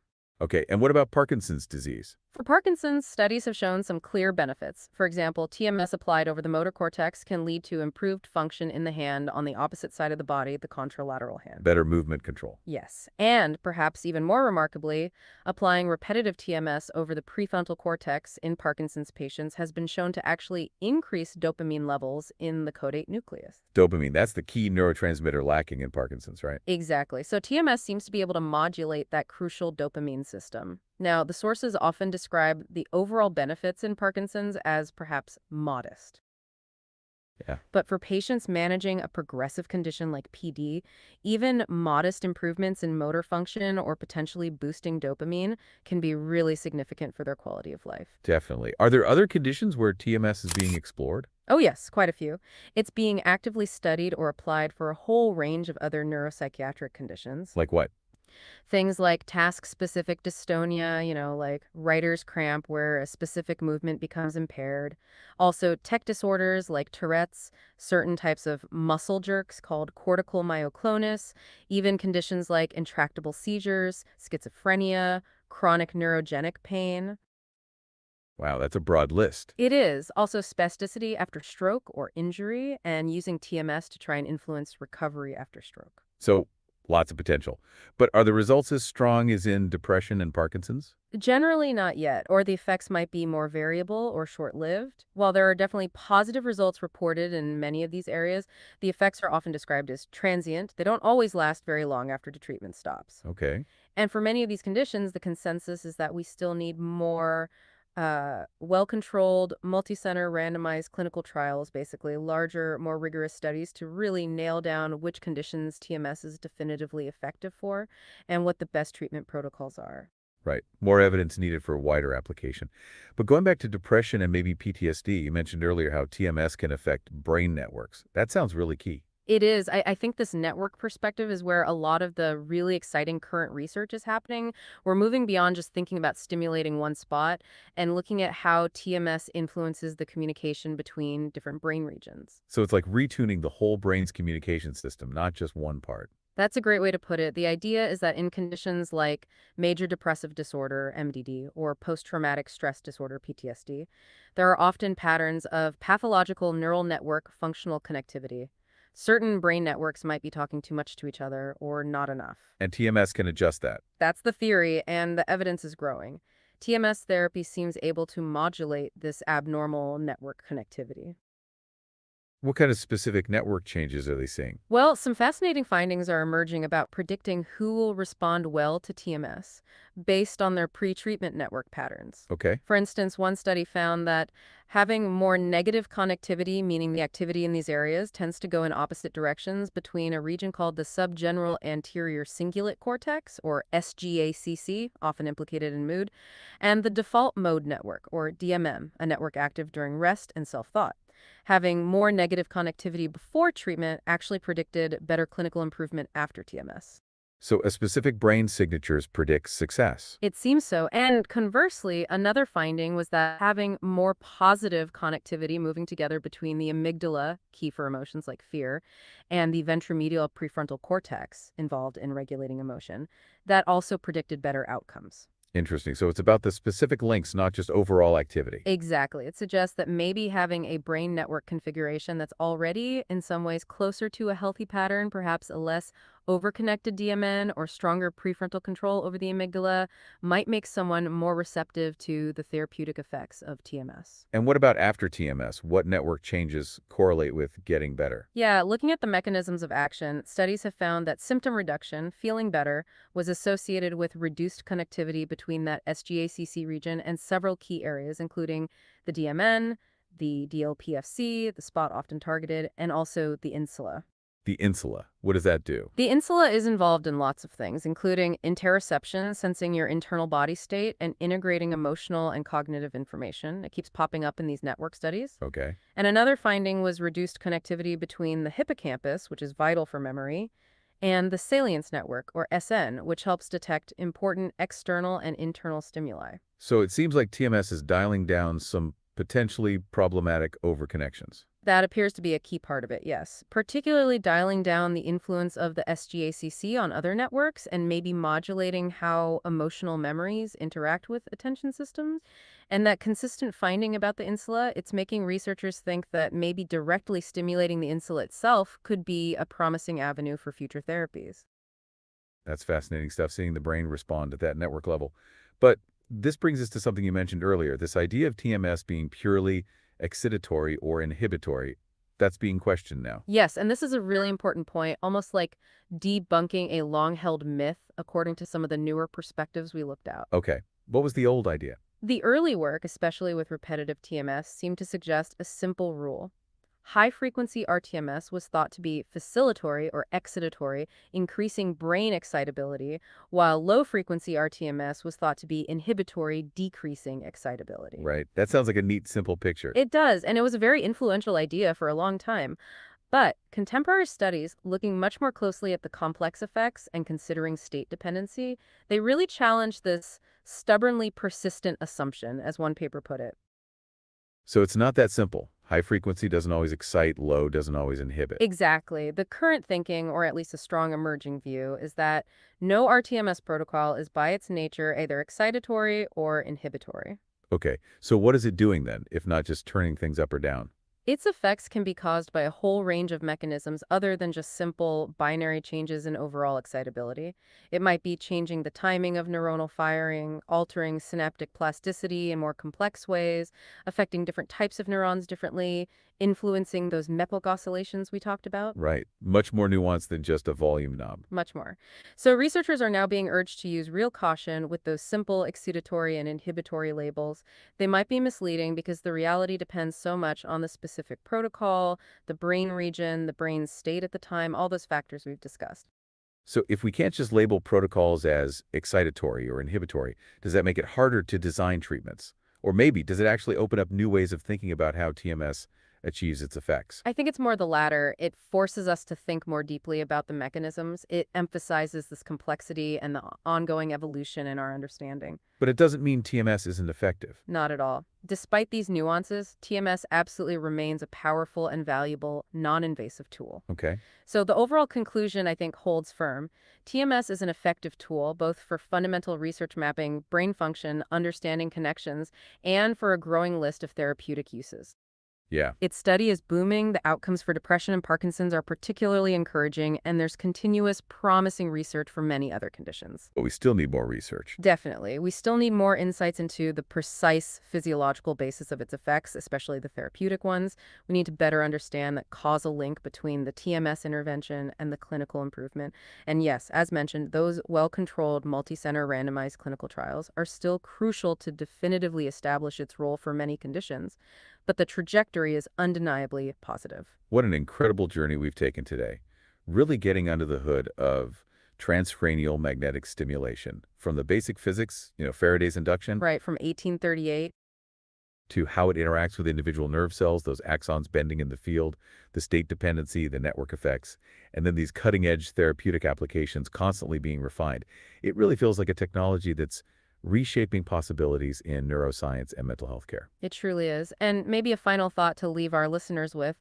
Considering that fundamental depth-focality trade-off we talked about, you can't easily get deep and focused. Right. And considering the really complex, state-dependent ways TMS interacts with brain activity and whole networks, how might future research leverage these increasingly sophisticated tools like personalized neuronegation and real-time e-field modeling? Yeah, how could we use that?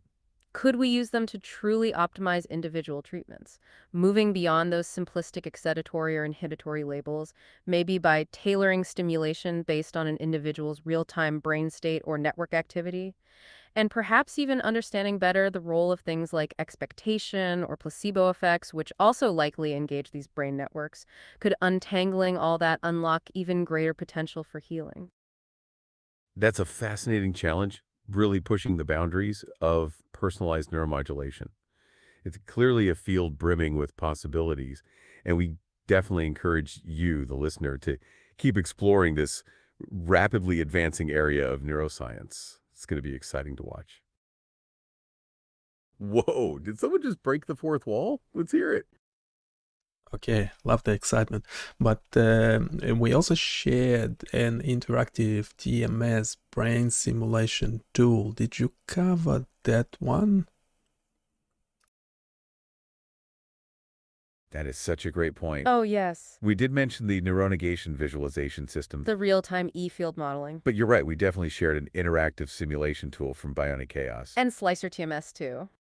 Yeah, that's exactly what we were thinking about when we talked about personalizing treatments. Those tools are incredible for visualizing the TMS effects in 3D. You can actually explore different coil types, like the figure 8 or circular. And adjust stimulation intensity and frequency, all in real time. It's like having a little lab right there. It truly helps illustrate that depth-focality trade-off we just discussed.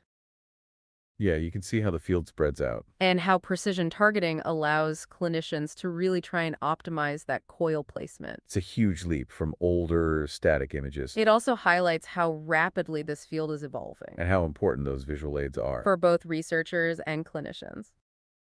It's going to be exciting to watch. Absolutely. The way those tools predict electric field distribution in fractions of a second. Yeah, it's just mind-blowing. It really streamlines the planning process. So those simulation tools are definitely a key part of this future It helps bridge the gap between complex science and practical application. and gives us hope for even more tailored approaches. For individual patients, based on their unique brain anatomy. It's all about that personalized neuromodulation. Exactly. It's clearly a field brimming with possibilities, and we definitely encourage you, the listener, to keep exploring this rapidly advancing area of neuroscience. It's an exciting time. Thanks for joining us for this deep dive. Until next time. Ah, yeah, uh-huh.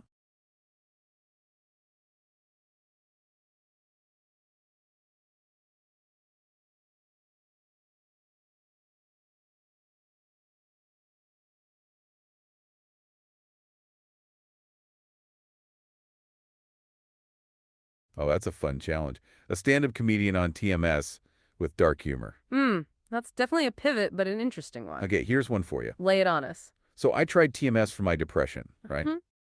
They put this coil on my head, zapped me with magnets, Yep. and now I'm still depressed, but I can see Tuesdays. That's certainly dark.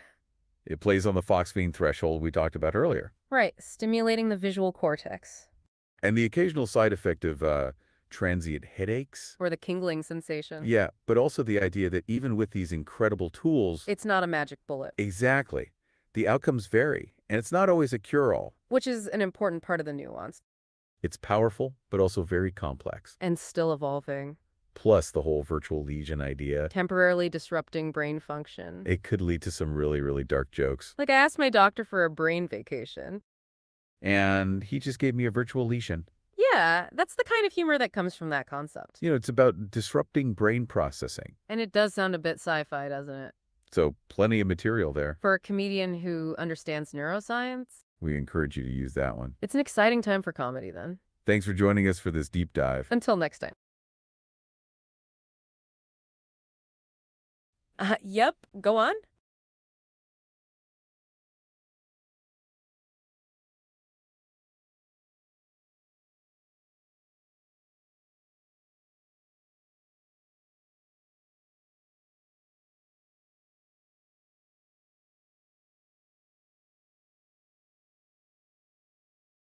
Okay, a TMS technician and a neurosurgeon on stage. This is gold. Oh, this is going to be good. The ultimate odd couple. All right, so I'm the neurosurgeon. Folks, I just finished a delicate brain surgery. And I'm the TMS tech. My job. To finish when he started without moxie bits. You know, the hardest part of being a neurosurgeon, convincing people I don't just hit reset. Right. And my patients think I'm just sending them through a glorified metal detector. I tell them, don't worry, it's non-invasive. Yeah. Non-invasive until they start seeing Tuesdays. Hey, that phosphine threshold is a real crowd pleaser. Sure, for the visually stimulated, the depressed ones just want their brain on mute. And then I gotta explain the virtual lesion. I just say, we're giving that part of your brain a timeout. A timeout that sometimes just adds noisy input instead of a full off switch. Yeah, like trying to fix a bad radio signal by yelling at it. And the depth vocality trade-off.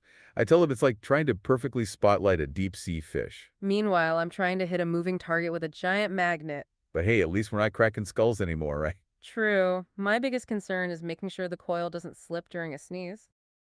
And getting those dopamine levels just right in Parkinson's. That's a trick. I just tell them we're giving your brain a little pep talk. So, personalized neuromodulation.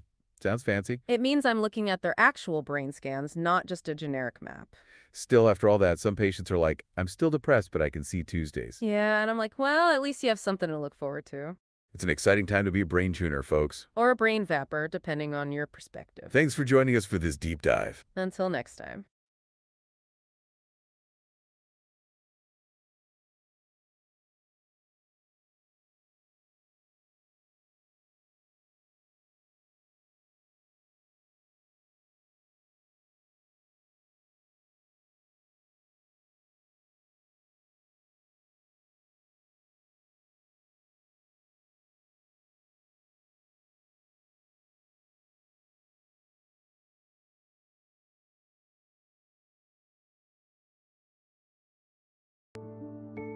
We're making powerful biomedical tools accessible to everyone. Ever wondered what your brainwaves sound like? Or look like? Ever wanted to play with real scientific tools? Ours are free and open source. You won't believe what you can do with your own data. Want to dive into data science? Start with our interactive tools.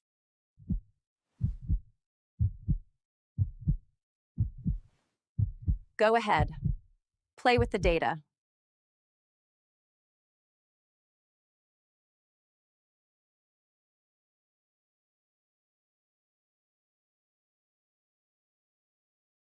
Everything we do is available freely on BioniChaos.com. Please consider supporting me on Patreon, and don't forget to click like, subscribe, and comment.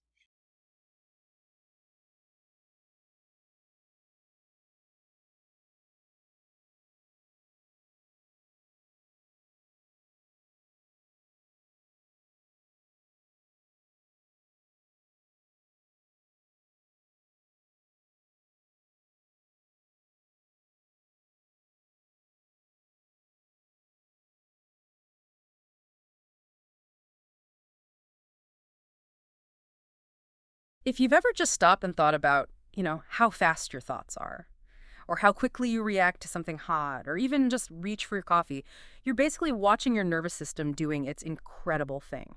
And at the heart of it all, these super fast electrical signals called action potentials. It really is something else. Mm. These tiny electrical pulses, they're how neurons and muscle cells, too, talk to each other, Yeah. sometimes across, quite large distances in the body. It enables pretty much everything. Everything from seeing and hearing to moving your muscles. Exactly. So today, we're doing a deep dive into these action potentials. We're going to really get into how these little electrical sparks get going, how they travel down nerve fibers, and something really fascinating, how neurons keep their firing rates just right, perfectly tuned. It's not just about firing, but firing optimally. Yeah. And we pulled together quite a bit for this. Insights from interactive simulations, which are great, some core neuroanatomy texts, and also some really cutting-edge research on how neurons maintain balance, what we call neural homeostasis. Yeah, should be some real aha moments, hopefully. It might change how you think about what's going on inside your own head. Let's hope so. Okay, let's dive in. First things first. What is an action potential? I mean, if you've read anything about the brain, you hear this term all the time. Right. Fundamentally, it's a sudden, very fast, temporary change in the voltage across a cell's membrane. It flips from its normal resting state, then back again, and this change can travel, propagate along the cell. And it's not just any cell that can do this. No, that's key. Only certain cells, mainly neurons and muscle cells, are what we call excitable. They have the specific machinery needed to generate these signals. And there's this all or none law, right? Yes, absolutely crucial. A stimulus, some input, has to be strong enough to push the membrane voltage to a specific threshold, usually somewhere around -50, -55 millivolts. If it doesn't reach that. Nothing happens, just a little blip that fades away. But if it does hit that threshold, bang, you get a full action potential. Always the same size, same shape. Always the same. It doesn't matter if the stimulus was just barely strong enough or way stronger. The action potential itself looks identical. It's like firing a gun. You can pull the trigger gently or hard, but the bullet fires the same way once it goes off. So, okay, if every spark is the same size, how does the brain tell the difference between, say, a light touch and something painful? It can't make a bigger spark. That's a great question. It's not about size, it's about frequency. Ah, so more sparks per second for a stronger signal. Precisely. A stronger or superthreshold stimulus doesn't change the action potential size, but it makes the neuron fire more often, increasing the frequency of these identical spikes. That feels efficient. Instead of trying to manage varying sizes, just count the number of standard signals. Exactly. It makes the coding robust. It's either on or off, a clear signal. The information is in the timing, the rate of firing. It helps cut through noise and gives a huge dynamic range for communication. Okay, let's get into the sequence of events then, the phases. You said it's dramatic, like a molecular ballet. It really is. It all kicks off with hypopolarization. That's the initial nudge, the membrane potential starting to creep up from its resting negative state towards that threshold. The trigger point. Right. Once it hits threshold, we get depolarization. This is the explosive part. Voltage-gated sodium channels swing open really fast. Sodium ions, those are positively charged. Yes, and there are loads more outside the cell than inside. So when these channels open, sodium ions just flood into the cell, driven by both the concentration difference and the electrical pull. Making the inside suddenly positive. Very positive, very quickly. It shoots up towards the equilibrium potential for sodium, which is around plus 60 millivolts or so. Does it actually reach that peak? It gets close. Yeah. That peak positive value is called the overshoot. But it doesn't stay there long. What happens next? Almost as quickly as they opened, the sodium channels slam shut. They inactivate. And at roughly the same time, another set of channels starts to open. Voltage-gated potassium channels. Okay, potassium. More inside than outside, Right. right? And also positive. Correct. So now, with potassium channels open, positive potassium ions start rushing out of the cell, down their own concentration and electrical gradients. So positive charge leaving makes the inside negative again. Exactly. That phase is called repolarization. The outflow of potassium brings the membrane potential back down towards its resting level. Does it just stop neatly at the resting potential? Not quite. There's usually a little undershoot. This is hyperpolarization.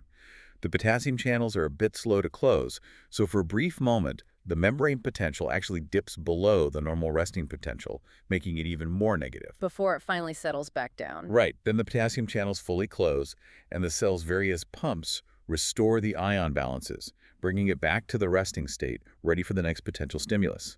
It's this incredibly precise sequence of opening and closing channels. And the key players in all this are those voltage-gated ion channels. You mentioned sodium and potassium are fundamental. Absolutely central. But they're not the only ones. There's a whole zoo of other ion channels that contribute to a neuron's behavior. Calcium channels, chloride channels, even specialized ones like HCN channels involved in rhythmic firing, and many, many different types of potassium channels, delayed rectifiers, A-types, M-types, calcium-activated ones. Wow, each fine-tuning things slightly differently. Precisely. They shape the action potential, control firing frequency, adaptation, all sorts of subtle but important properties. But the core Na+ and K+ channels, they have key differences in how they behave during the action potential. Yes. The sodium channels, as we said, open really fast and then they inactivate. This inactivation is crucial. It's like a second gate, sometimes called a ball and chain, that plugs the channel even while the membrane is still depolarized. It ensures the action potential is brief and moves forward. And the potassium channels? The main ones involved in repolarization, like in the classic squid giant axon studies, open a bit more slowly than the sodium channels, and they typically don't inactivate in the same way. They just stay open as long as the membrane is depolarized, then close when it repolarizes. It's pretty amazing when you think about the structure. You mentioned these channels, sodium, potassium, calcium. They're related. Oh yeah, it's a fascinating evolutionary story. They all share a common ancestor and a remarkably similar basic structure. A core domain with transmembrane segments, and critically, this one segment called S4. The voltage sensor, how does that work? The S4 segment is packed with positively charged amino acids. Changes in the membrane voltage exert an electrical force on these charges, causing the S4 segment to literally move, twist, or slide. This movement pulls the channel open or pushes it closed. It's a direct mechanical response to the electrical field. Incredible. And selectivity. Yeah. How does a sodium channel only let sodium through? They're tiny ions. It's incredibly precise.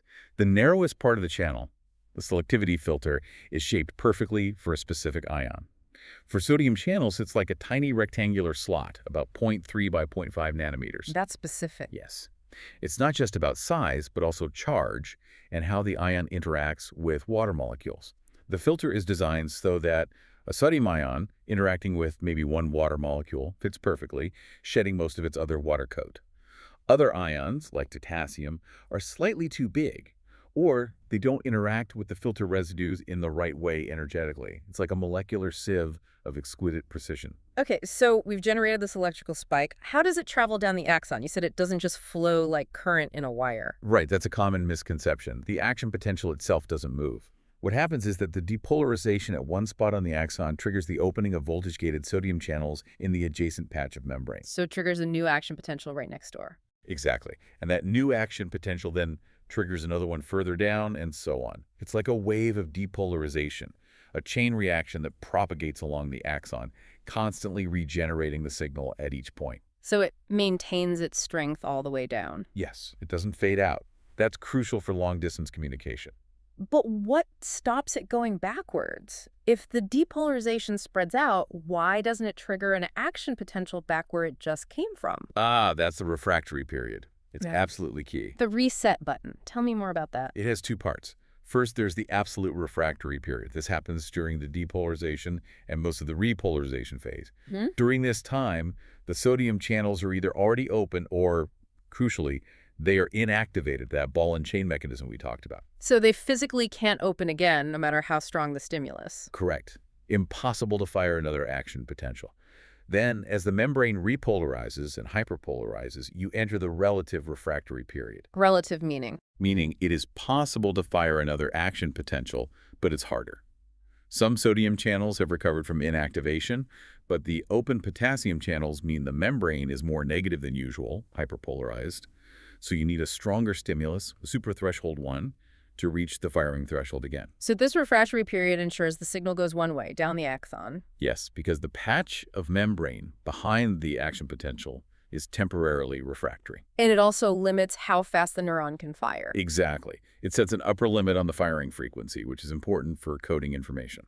Okay, signals need to travel, sometimes quickly. What determines the speed, the conduction velocity? Two main things. First is the axon diameter. Bigger is faster. Much faster. Think of it like electrical resistance.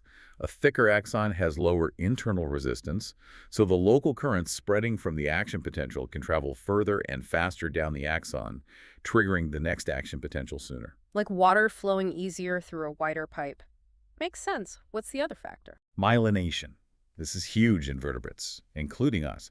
Many axons are wrapped in a fatty insulating sheath called myelin, produced by glial cells. Insulation, like on an electrical wire. Sort of, but it works a bit differently.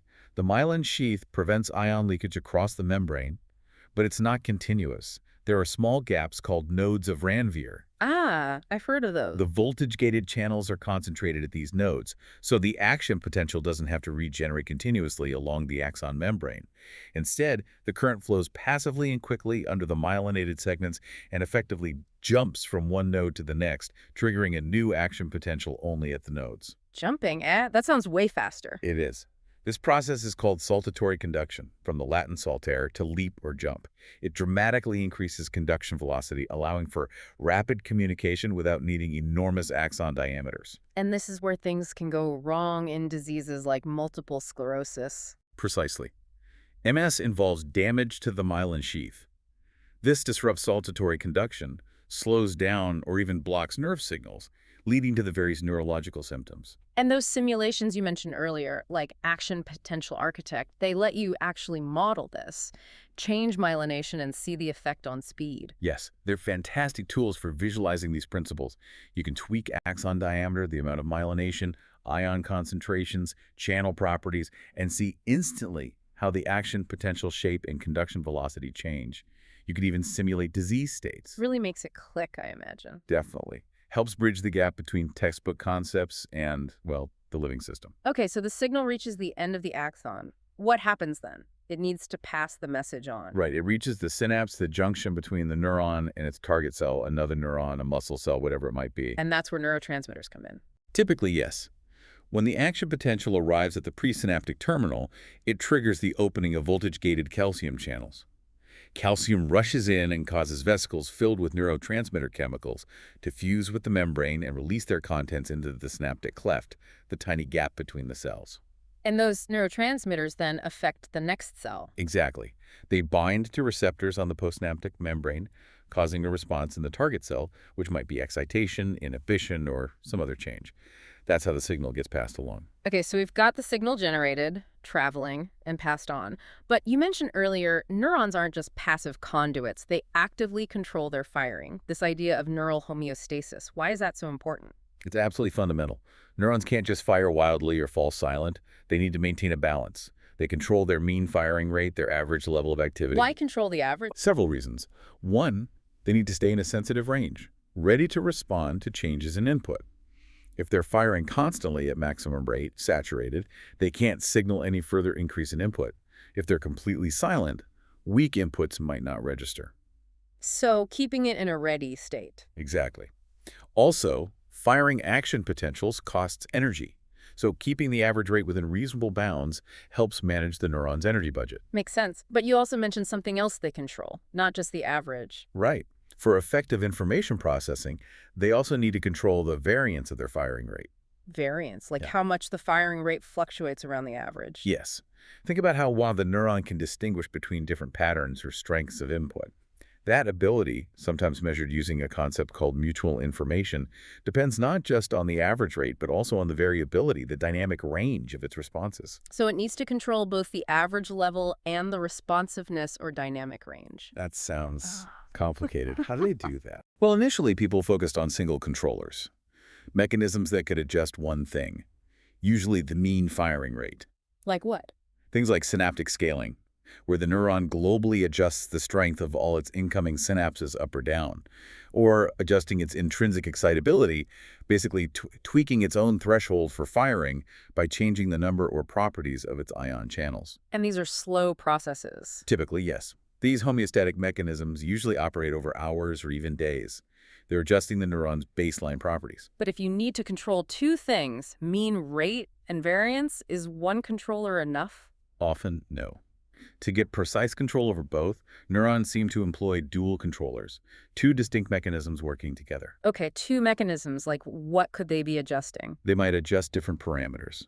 For instance, one controller might regulate the neuron's firing threshold, intrinsic excitability, while the other regulates the overall strength of its synaptic inputs, synaptic conductance. But couldn't two controllers interfere with each other? Like one tries to push the firing rate up, the other tries to pull it down? That's a potential issue. If the two controllers aren't properly coordinated or have conflicting goals, they can end up competing. This can lead to instability, sometimes called the wind-up problem, where activity can paradoxically increase in a runaway fashion as the controllers fight each other. Wind up. That sounds bad, like a positive feedback loop getting out of control. It can be. Imagine trying to steer a car where one system controls the accelerator based on speed and another independent system controls the brake based on engine noise. They could easily end up fighting each other and causing jerky or even uncontrolled acceleration. So avoiding that is critical for stable brain function. What prevents this wind-up? How do dual controllers cooperate effectively? Research suggests two main conditions are needed for stable dual control. First, the signal the controllers are monitoring the neuron's firing rate needs to fluctuate relatively quickly compared to the time scale over which the controllers themselves make adjustments. So the controllers are responding to the pattern or distribution of activity over time, not just an instantaneous rate. Exactly. They're averaging or integrating the activity.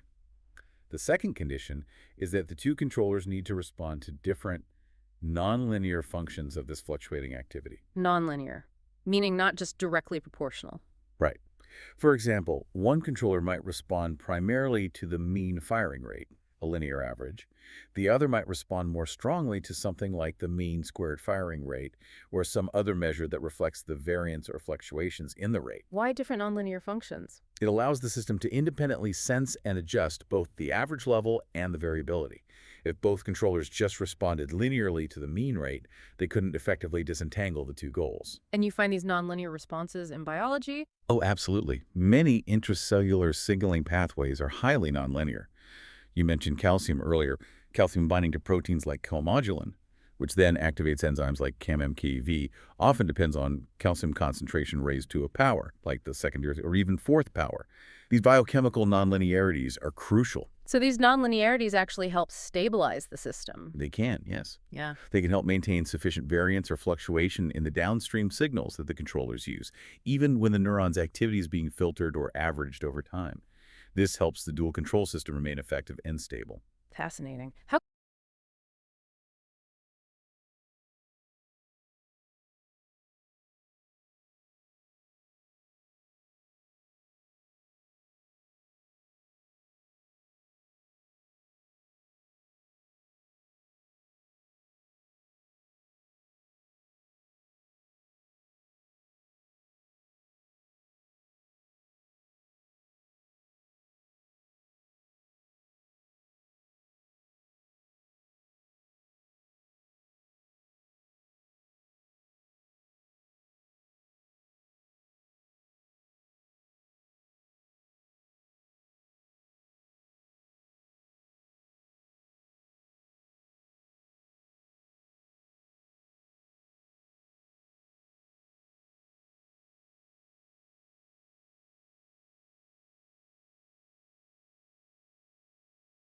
That is an amazing request. I love the idea of turning this into a neurocomedy special. A stand-up routine on action potentials. That's a challenge we are absolutely here for. Okay, so picture this. Two neurons walk into a bar, right? And one neuron says to the other, "Man, I'm feeling a little hyperpolarized." And the other neuron says, oh, just wait till you hit that threshold. Then things really start to depolarize. Yeah, then they start firing off action potentials like it's nobody's business. And suddenly the whole bar is just a wave of electrical impulses. And the bartender, who's clearly a glial cell, is just shaking his head. Another night, another cascade of sodium and potassium. Because honestly, the drama of those ion channels, it's peak comedy. They open, they slam shut, they inactivate. It's like a tiny molecular melodrama playing out billions of times a second in your brain. And the refractory period, that's when the neuron's like, hold on, I need a minute. I can't even think about firing again right now. It's basically the neuron's version of saying, don't talk to me until I've had my coffee. And then when it's all over, it's like, all right, I'm back to resting potential. He's ready for another round. That's essentially the whole show, condensed into a short, fun, action potential-powered comedy set. So we've covered the basics of how these things work in a funny way. And if you didn't quite catch all the nuances in that rapid-fire comedic delivery, we'll unpack it a bit more now. Right. So for those who prefer their neuroscience with slightly less improv comedy, we'll dive back into the details. We can still keep it fun, though. Absolutely. Even just reach for your coffee. You're basically watching your nervous system doing its incredible thing. And at the heart of it all are these super-fast electrical signals called action potentials. It really is something else. These tiny electrical pulses, they're how neurons and muscle cells, too, talk to each other. Sometimes across, quite large distances in the body. It enables pretty much everything. Everything from seeing and hearing to moving your muscles. Exactly. So today we're doing a deep dive into these action potentials. We're going to really get into how these little...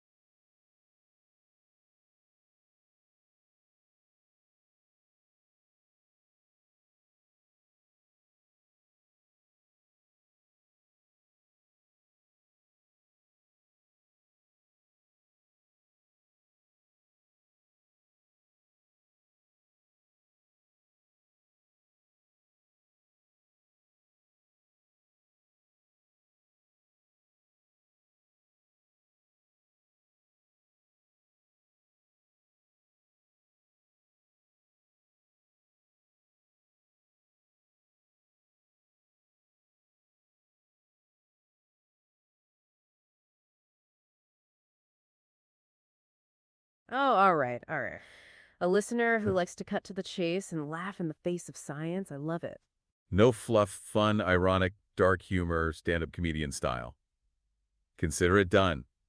We're going to dive right into the magnetic mysteries of the brain. No holds barred. So, no more easing in, folks. Straight to the good stuff. We're talking transcranial magnetic stimulation, TMS. Yeah, think of it as giving your brain a little electric guitar solo. Non-invasive, they say. They say using magnetic fields to quote unquote influence brain activity directly for therapy. Right, because apparently sometimes your brain just needs a good jolt to snap out of it.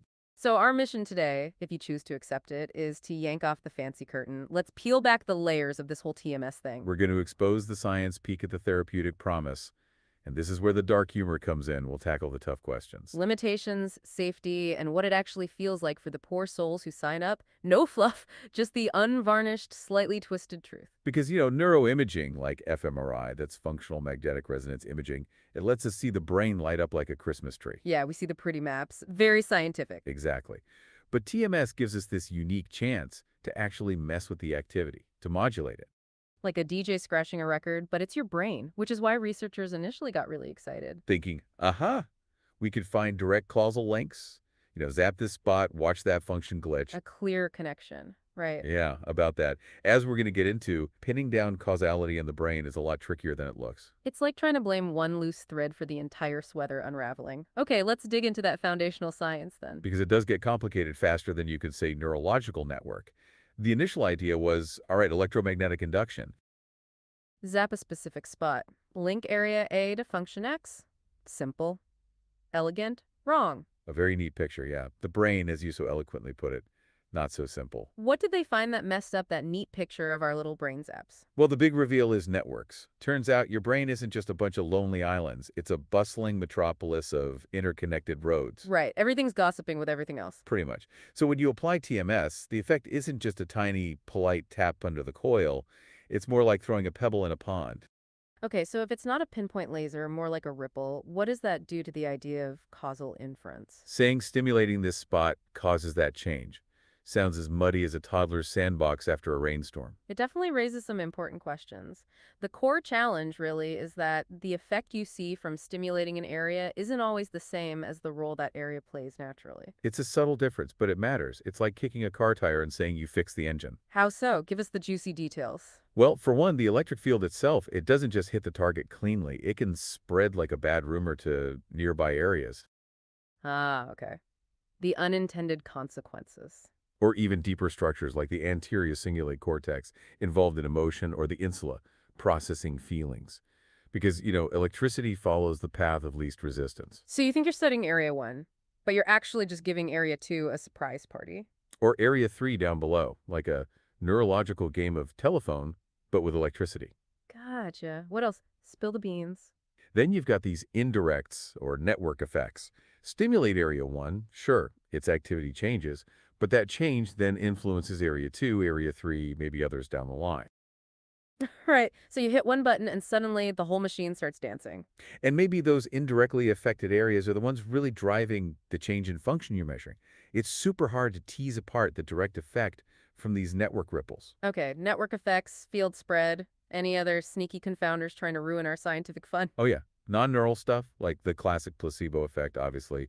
Your brain can just decide it feels better. The ultimate mind games. But also sensory things. The TMS makes a loud click, right? Like a tiny jackhammer on your head. There's sensation on the scalp. Uh-huh.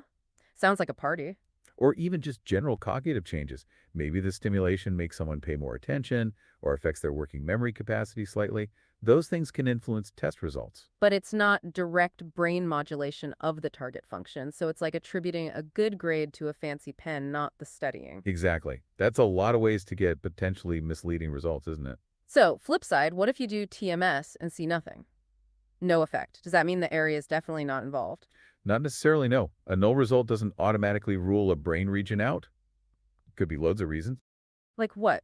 Besides the brain just being a stubborn mule? Maybe the stimulation parameters weren't quite right, wrong frequency, intensity too low. Or maybe it's something about the person's brain at that moment. Like it's just not feeling it that day. Or heck, maybe the coil placement was just a tiny bit off. Precision matters a lot. So yeah, absence of evidence isn't evidence of absence, as they say. The brain keeps throwing curveballs. So given all this delightful complexity, the networks, the spreading fields, the confounders, how are researchers trying to actually get clearer answers? How do you make stronger causal claims with TMS? Well, the key is smarter study designs, really trying to anticipate and control for these issues. Makes sense. Can't just go willy-nilly with brain zaps. One really powerful approach is combining TMS, specifically RTMS, that's the repetitive kind used in therapy, with neuroimaging, like fMRI, which we mentioned, or EEG. EEG measures electrical activity, right? Like reading your brain's secret diary. Exactly, scalp electrodes. So by doing TMS while recording brain activity with fMRI or EEG, you can actually track where the effects are going. So you can try to distinguish local versus network effects. It's like having a GPS for your brain zaps. Precisely. It gives you a much richer picture of what the TMS is actually doing in the brain. Okay, combining methods helps. What else? More sneaky tricks to get the brain to confess. Robust control conditions. This is huge. You need good comparisons to rule out alternative explanations. Like a placebo group, the sugar pill of brain zaps. Yes, but often more than just one type of control. You might have what's called protocol control that tries to mimic the experience of TMS without stimulating the target area effectively. How do they pull off that magic trick? Maybe use a very low intensity that only affects the scalp, not the deeper brain tissue. Or use a sham coil that makes the clicking sound but doesn't deliver a real magnetic pulse. So it's all the annoying parts of DMS, none of the brain magic. That helps account for placebo's sensory stuff. Exactly. And other controls, area controls, another important one. You stimulate a different brain area, one you hypothesize has nothing to do with the function you're studying. Why do that? Just to mess with another part of the brain? It helps rule out very general effects, like maybe just getting TMS makes people more alert, regardless of where it's applied. Or maybe stimulating any part of the prefrontal cortex has some broad network effect. Stimulating an unrelated area helps check for that. It's all about tightening the experimental screws, like a forensic investigation for your gray matter. Okay, we've definitely covered the complexities in the lab, how researchers are trying to get it right. But let's shift gears. Why do most people care about TMS, the treatment potential? Where is it actually being used in clinics today, making a difference? Right, that's the payoff. And yes, TMS has shown real promise for several conditions. Probably the most well-known is major depressive disorder, the big SAD. Depression, yeah. The one where your brain just decides to play the blues 2047. An RTMS device got FDA approval, well, clearance, we'll come back to that distinction, back in 2008, specifically for adults with MDD who haven't had success with at least one antidepressant medication. So for treatment-resistant depression, when the meds just shrug their shoulders. Exactly. And it's often targeted at the left dorsolateral prefrontal cortex, the DLPFC. Why there? Is that where the happy thoughts hide? That area is heavily involved in things like planning, mood regulation, decision-making stuff that often goes awry when your brain decides to go on strike. Makes sense. What else besides depression? Any other brain gremlins it can scare away? Well, in Australia, for instance, guidelines suggest RTNS can be effective for symptoms of schizophrenia, particularly auditory hallucinations, the voices in your head. Really? For hallucinations? So it's like an internal exorcism? Yeah, a big review, a meta-analysis, found a significant drop in hallucinations when RTNS was added to usual treatment. Apparently, your brain can be reasoned with electrically. Wow. Any other conditions that TMS is trying to wrangle? PTSD, post-traumatic stress disorder, is another area getting attention. Recent studies suggest TMS might help by tweaking connectivity patterns. Like rewiring a messed up circuit board. Specifically, reducing connections between certain areas like the subgeneral anterior cingulate cortex and the default mode network. The DMN, yeah, involved in self-thought, mind wandering, your brain's default idle setting. Right. And also reducing links between the hippocampus for memory and the salience network, which flags important stimuli. So it's not just hitting one spot, it's maybe rebalancing networks, like a brain chiropractor. That seems to be emerging from the research. Clinical improvement might come from this broader network realignment, which fits with what we were saying earlier about TMS effects spreading. No single point of failure here. That all sounds incredibly hopeful, especially for folks struggling with conditions that are really hard to treat. But given the scientific complexities we talked about, how sure are we these effects are direct, lasting? And what about access? Is it affordable? Good value. The million-dollar questions, literally. Both crucial questions. The studies, especially the meta-analyses for depression and schizophrenia, do try hard to control for placebo, to prove it's not just brain magic. And seeing these network changes, like in PTSD, suggests something more fundamental is happening than just a psychological boost. It's not just smoke and mirrors. Okay, but long-term sustainability, are we talking about a temporary fix or a happily ever after? That's always the million-dollar question. Research is ongoing. And cost effectiveness? Yeah, that's a big one. Can your wallet afford salvation? So is it cost effective? or just a very expensive brain massage. Depends how you measure it. There was a cost-utility study in Australia looking at RTMS for those refractory hallucinations and schizophrenia. The ones resistant to other treatments, the ones that just won't quit. Right. And using a standard benchmark $50,000 per quality-adjusted life year, or DLI, averted they found RTMS was not considered cost-effective as an add-on therapy over just 1 year. Oh, so it works, but it's too expensive, like a designer handbag for your brain. Well, the upfront costs are high, the study noted that, around $160 Australian per session at the time. But they also pointed out that for these really tough cases where nothing else works, Maybe society should be willing to pay a bit more, like a premium for sanity. exactly, a higher threshold for value maybe.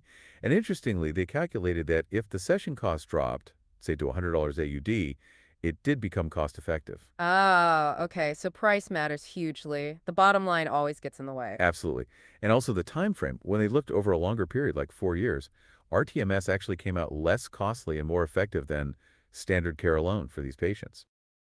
Because maybe it prevents hospitalizations or other costs down the line. It's an investment, not just an expense. That's likely the implication. So the value isn't always obvious just looking short term. Sometimes you have to play the long game. Right. Okay, it's one thing to talk science and economics, but let's get practical, personal. What's it actually like for someone going through TMS? We hear non-invasive.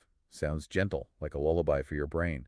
But what about safety? What are the real risks people need to know, the kind that make you squirm? It's a fair question. And while TMS is generally considered safe for most people, non-invasive doesn't mean zero risk. There are definitely important safety aspects. Like what? Besides the mild terror of having magnets zap your head. Well, starting with the coil design itself, there's this inherent trade-off. If you want a coil that can stimulate deeper brain structures, Which you might need for certain conditions, like digging for buried treasure. exactly, then that coil will almost certainly create a wider, less focused electrical field at the surface. It's called the depth focality trade-off. Deeper means fuzzier, like trying to pinpoint a specific ant with a sledgehammer. Kind of. So reaching deep might mean you inadvertently stimulate neighboring areas you didn't intend to, which could affect outcomes or maybe even increase risks. Are there specific coils like that, the sledgehammers of the TMS world? Yeah, some designs, like certain H coils, aim for depth. They have a much broader field than the standard figure 8 coil. Now, this broader stimulation might actually be why they work for some things, but it could also potentially carry a slightly higher seizure risk, for instance. It's complex. Okay, coil design matters. What about common side effects people actually feel? The boring everyday complaints. Most common are things like temporary headaches, some pain or discomfort right where the coil is placed, maybe neck pain, sometimes even toothache or tingling, paresthesia, usually mild and transient. And more serious risks, you mentioned seizures. Is it like a disco strobe light in your brain? Yes, seizure induction is the most serious potential acute side effect. It's rare, thankfully. Most cases reported happen when stimulation settings were pushed beyond established safety guidelines. Or in people taking medications that lower the seizure threshold. So careful screening and sticking to protocols is key. No brainwave parties for epileptics. Absolutely. And rigorous monitoring, using EEG to watch brain activity, EMG for muscle activity, especially if someone has risk factors like a history of epilepsy. You mentioned the clicking sound earlier. Is that a safety issue too? Besides being annoying. It absolutely can be. That click is surprisingly loud. It can exceed 140 decibels. Wow, that's like a jet engine nearby, or a very angry drummer. It's intense, way above safe levels for hearing. So proper hearing protection with earplugs or earbuds, reducing noise by at least 30 dBs is essential for the patient and the operator. People could get hearing damage otherwise. Permanent ringing in their ears to go with their temporary headaches. There have been rare reports of permanent hearing shifts when protection wasn't used. It's not something to ignore. Okay, what about people with implants, pacemakers, things like that? Can't have their heart skipping a beat because of a brain zap? Huge consideration. The magnetic field can mess with metallic objects and electronic devices. How so? Will my smartwatch explode? It can induce voltages, exert physical forces. So things like cochlear implants, implanted medication pumps, internal pulse generators like for deep brain stimulation, especially if they're near the coil, those are considered absolute contraindications. No TMS? Too dangerous. Like bringing a magnet to a computer chip convention. Yeah, the pulse could damage the device, move parts, cause serious harm. Even things like jewelry, glasses, watches, anything conducted near the head needs to be removed. What about, say, a titanium skull plate from an old injury? Is that a problem? Titanium is generally okay because it's not ferromagnetic. The magnet doesn't strongly attract it. But anything potentially affected needs careful assessment. Any other safety points? Overheating, Drug interactions. Don't want to spontaneously combust during treatment. Both relevant. Coils can overheat with repetitive use, so manufacturers build in cooling systems. That's mainly a device safety burn risk issue. And yes, drug interactions are important. How will my antidepressants turn me into the Flash? Certain medications, particularly some antidepressants and antipsychotics, can lower the body's natural seizure threshold. Combining those with TMS increases the seizure risk. So doctors need to know everything a patient is taking, even that questionable herbal supplement from the internet. Absolutely. And also withdrawal from substances like alcohol or benzodiazepines can significantly lower the seizure threshold too, making TMS potentially hazardous during that period. Okay, we've covered the science, the guidelines, the safety checklists. But now, the individual experience, because all the guidelines in the world don't capture what it actually feels like. Do people's experiences line up with this generally safe profile, or are there outliers? The real dirt. Experiences really do vary dramatically. You see online forums where some people say TMS saved their life, gave them incredible relief. And others who say, sometimes quite strongly, that TMS ruined my life. It's like a Yelp review for your brain. That's a stark contrast from miracle cure to nightmare fuel. It really is. One phenomenon clinicians are aware of is the TMS dip. What's that? Your brain just decides to take a vacation to the dark side? Around the second or third week of treatment, maybe 20% of patients actually feel temporarily worse, more depressed, more anxious. Why would that happen? Is it just your brain throwing a tantrum? The thinking is it's the brain adjusting. Neural activity patterns are changing, neurotransmitter levels might be fluctuating as the brain adapts to the stimulation. Usually it's temporary, and then improvement follows. But it can be distressing. Yeah, I bet. Going into treatment to feel worse, that's a cruel joke. What else causes negative experiences? Misdiagnosis is a big potential pitfall. Imagine someone has underlying bipolar disorder, but they're diagnosed with standard depression, MDD. Okay. So they treat the wrong problem and make everything worse. Classic. If you give them TMS targeted for MDD, especially stimulating certain areas, it can actually trigger a manic or hypomanic episode, which is obviously counterproductive and potentially dangerous.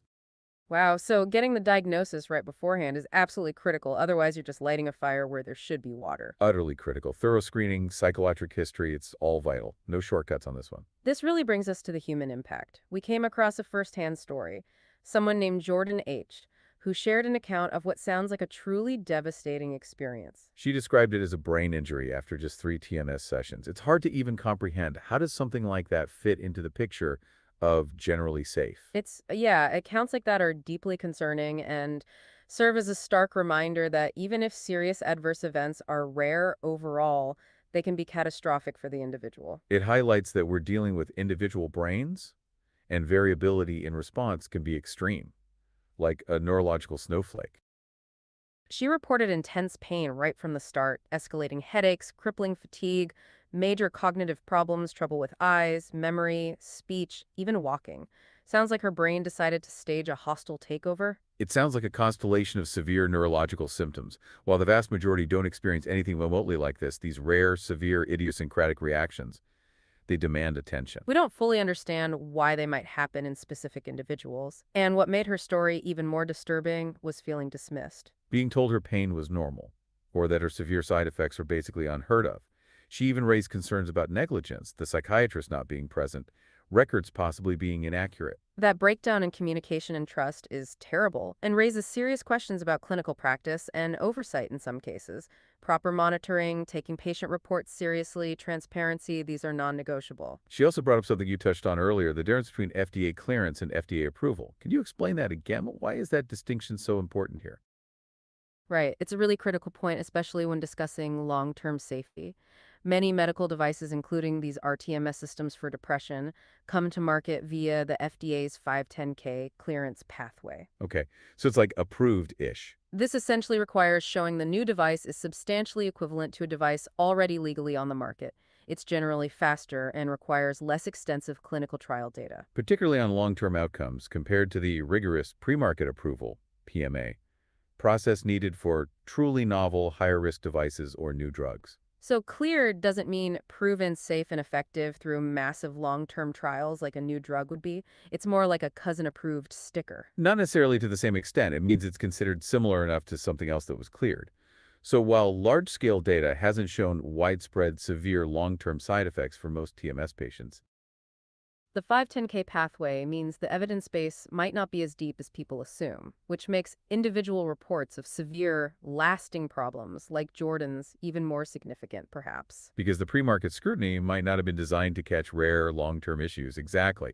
It highlights the importance of post-market surveillance. Systems like the FDA's MAUDE database, where patients and doctors can report adverse events after a device is on the market, are crucial for tracking potential problems that didn't show up in initial studies. But reporting is often incomplete. So wrapping this all up, where does this leave us with TMS? It's clearly powerful, has real potential, especially when other treatments fail. But definitely not a simple magic wand or a brain fix-it-all button. Absolutely not. It demands a really nuanced view. We have to weigh the therapeutic promise against a clear understanding of the mechanisms, which are still being worked out, its limitations, the potential risks, the economic factors. And the individual experiences, the very human stories we just talked about. And the individual experiences, profoundly. The story isn't just about whether it works. It's about how rigorous our science is, how we measure value, and crucially, how we prioritize patient safety, informed consent, and proper clinical care. The future sounds like it needs better research, careful patient selection, vigilant monitoring, less guessing, more knowing. And total transparency about all outcomes, the good and the bad. That's the only way to build trust and truly understand the place of technologies like TMS. It really leaves us with a challenging thought, doesn't it, as we get better and better at directly stimulating and modulating the brain. How do we make absolutely sure that our pursuit of these powerful treatments always keeps individual well-being and truly informed consent front and center? Especially when we're tinkering with the very organ of consciousness itself. Thanks for joining us on this deep, dark, and wonderfully unfiltered dive. Yeah, thanks for hanging with us. Hopefully you got all the juicy bits without too much fluff. We'll catch you on the next deep dive.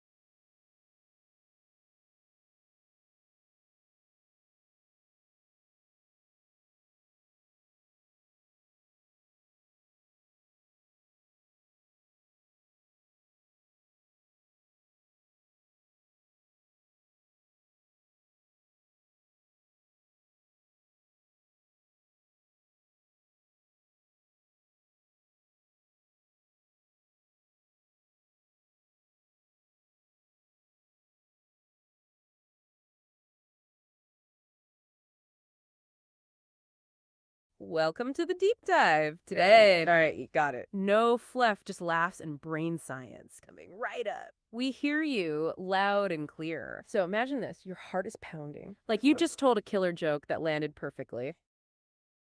But get this, It might be your heart that started the emotion, not your brain. Mind-bending, right? It's not just the brain puppeteering the body. It's a two-way street, baby. Your gut feeling, not just gas. Seriously, those trillions of microbes in your gut. They're basically tiny mood DJs. Spinning tracks that influence your mental health. So eat your veggies, folks, for your brain's sake. And your stress. Oh, stress.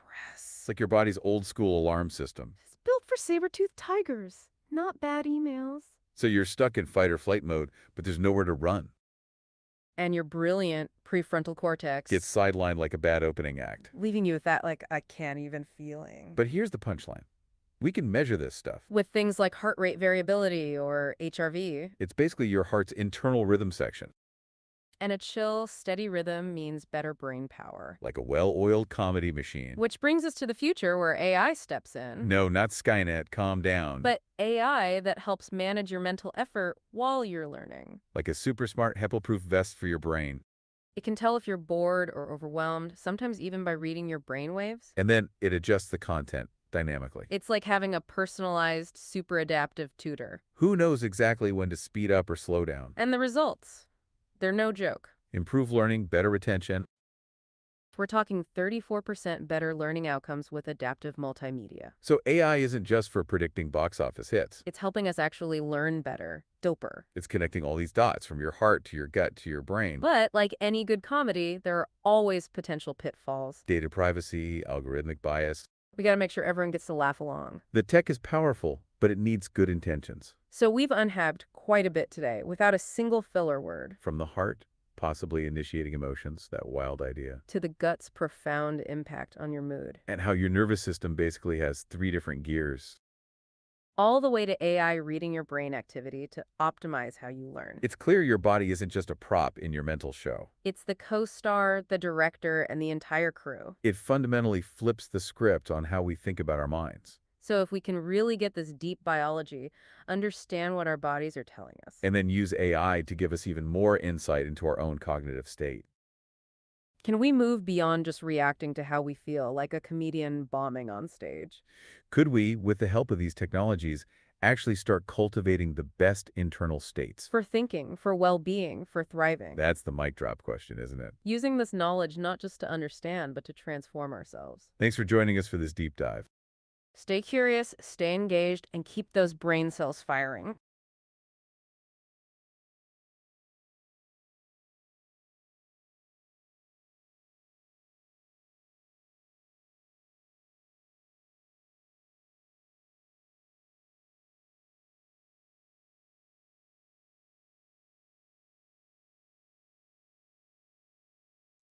That was Notebook LM hallucinating on me a bit. I don't know what happened there. Meant to be a 12-minute thing, except we went interactive mode, and something obviously broke. So there you go. Well, we had pretty good success with it prior to this. You can listen to the previous summaries. Yeah, it does it much better than any human. It's rare that if you have like a lecture or something on a psychophysiology, was a TMS, brain stimulation, and neural firing, action potentials and stuff that you can actually listen to. Have played this one, well, at least myself. I'll be actually happily listening to the Notebook LM summaries. And yes, we what we did was first giving them this code for the simulation. They have this one we actually fixed. It was missing text underneath. Now it does have it. It's actually the same for TMS. So yeah, anything we do is available on BioniChaos.com. Go check out the website, let us know what you think. Your feedback will be greatly appreciated. If you want to co-host or something, co-host this live streams or whatever, more than happy to try that out. we did have some people, real people, supposedly, not bots, live. Well, now we don't discriminate on this channel, so anyone is welcome, including robots.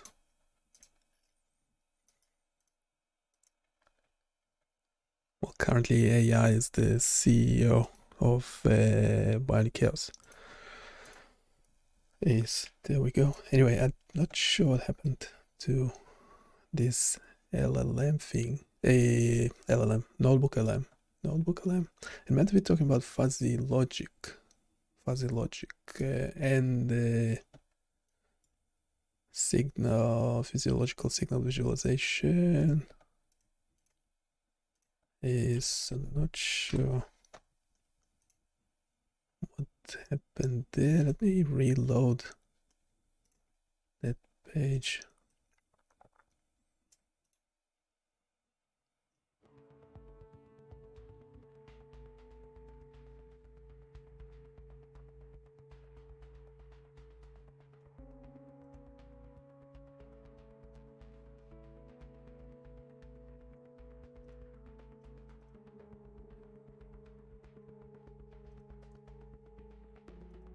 That's the same 12 minutes.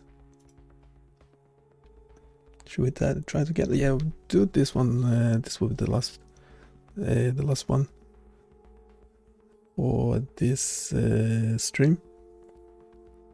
As you figured out, if you go to the main channel, yeah, by the way, don't forget to like, subscribe.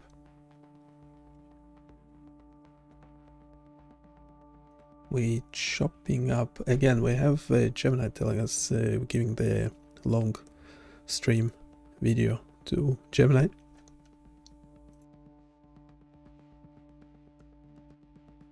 and it's essentially finding like standalone bits that then turn into standalone videos. That's why you see a lot of videos. And yeah, because I'm not able to talk continuously like the notebook LM does, so therefore most of the segments are selected to be notebook LM. So, well, yeah, it's objectively does better retention wise as well.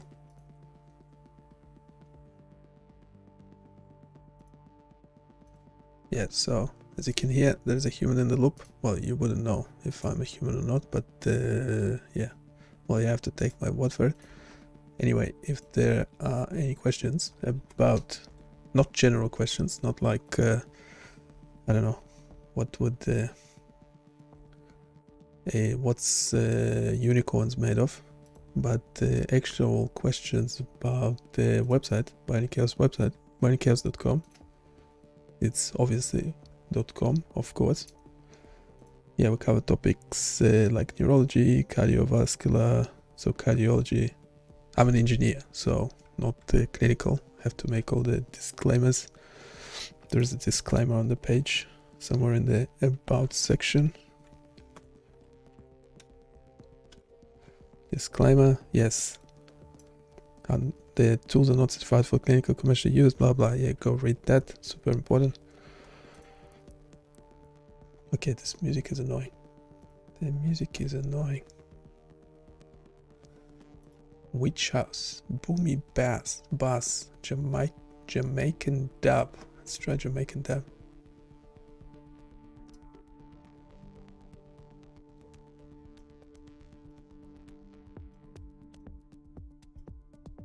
Okay, now we're talking.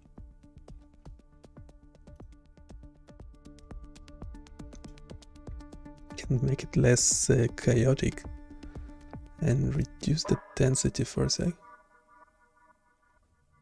Oh, I don't know why it changed so much. Okay, that's hallucinating on me. Let's remove that. Have this heavy metal floating in space. Okay, minimal techno. Jamaican dub. That's what we're having at the moment.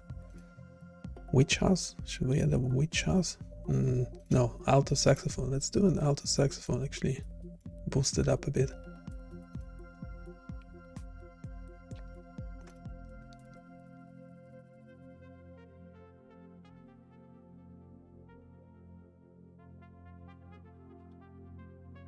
It's pretty good.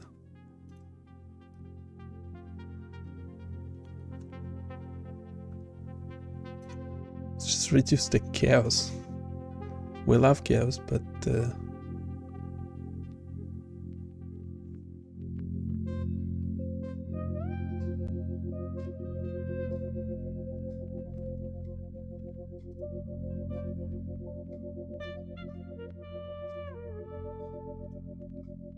just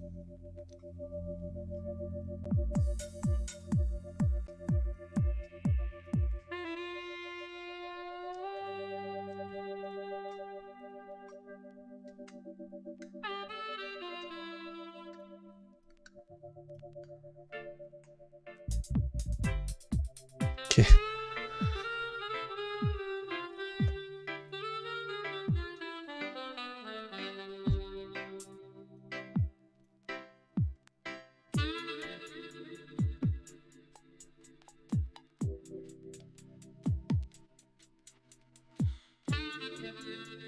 Trumpet? No, the alto saxophone.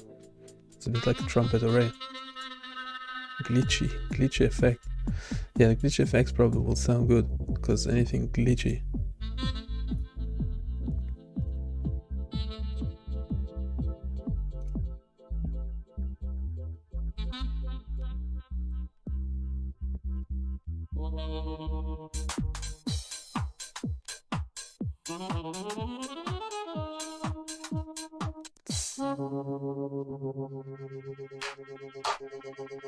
Okay, it's going places now.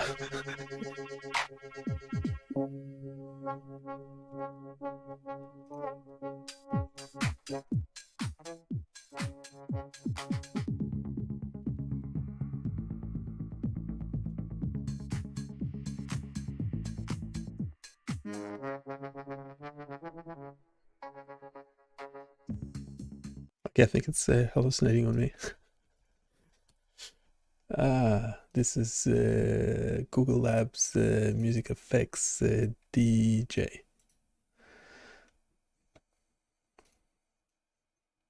Let's try it last time.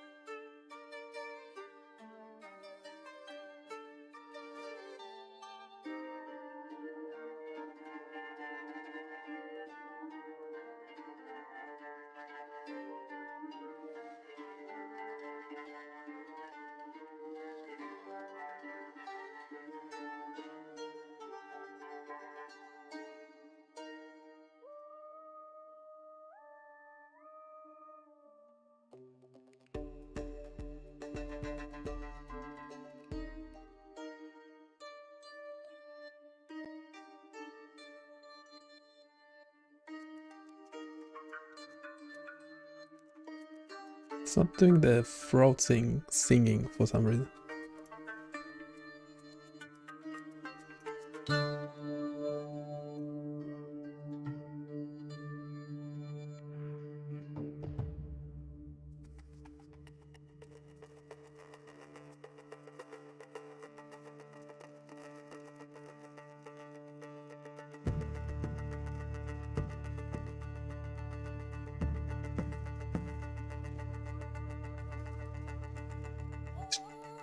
All right.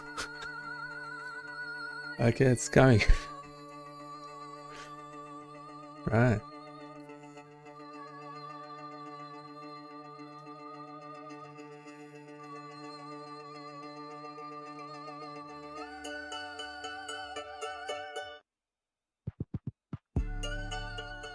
What happened there?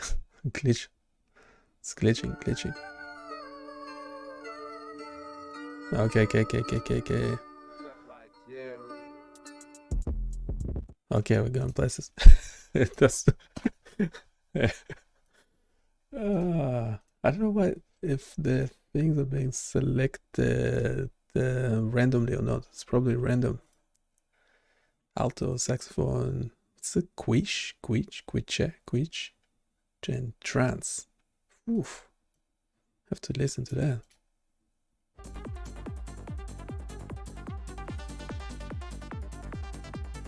So I can bring the alto saxophone up a notch.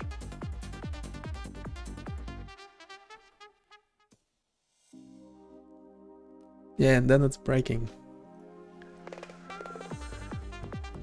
Yeah, if you just have them all on 50%.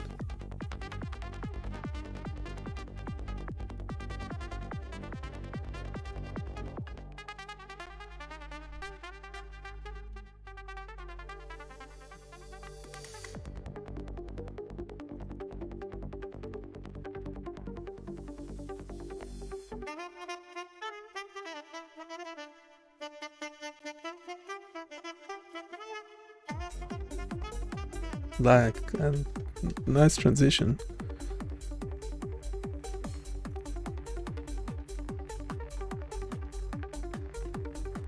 So it's interesting what happens when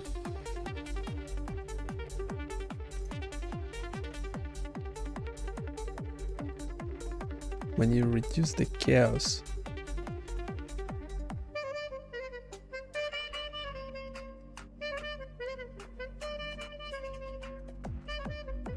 And bring the chaos back.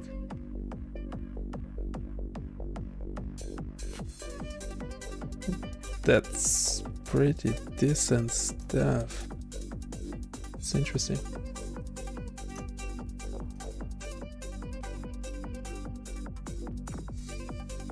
Let's try it again.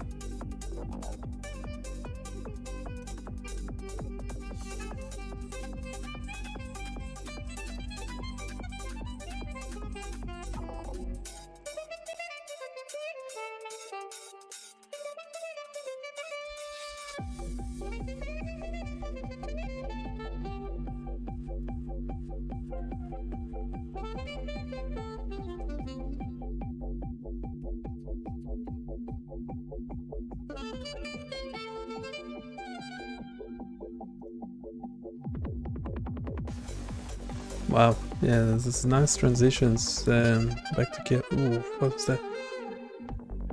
Okay.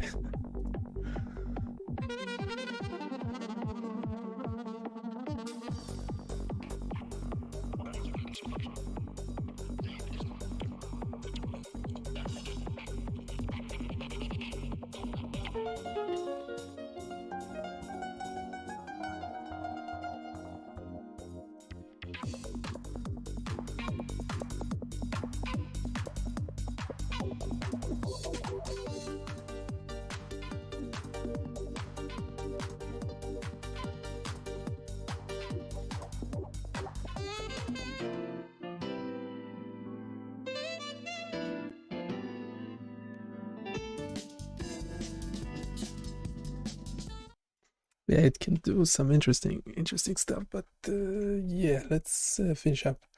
Physiological signal. Yeah, I'm meant to be talking fuzzy logic because we want to do more fuzzy logic tools on the channel. Yeah, if there's any humans have any questions, go for it. Otherwise, we'll go chat to the robots. Mueller.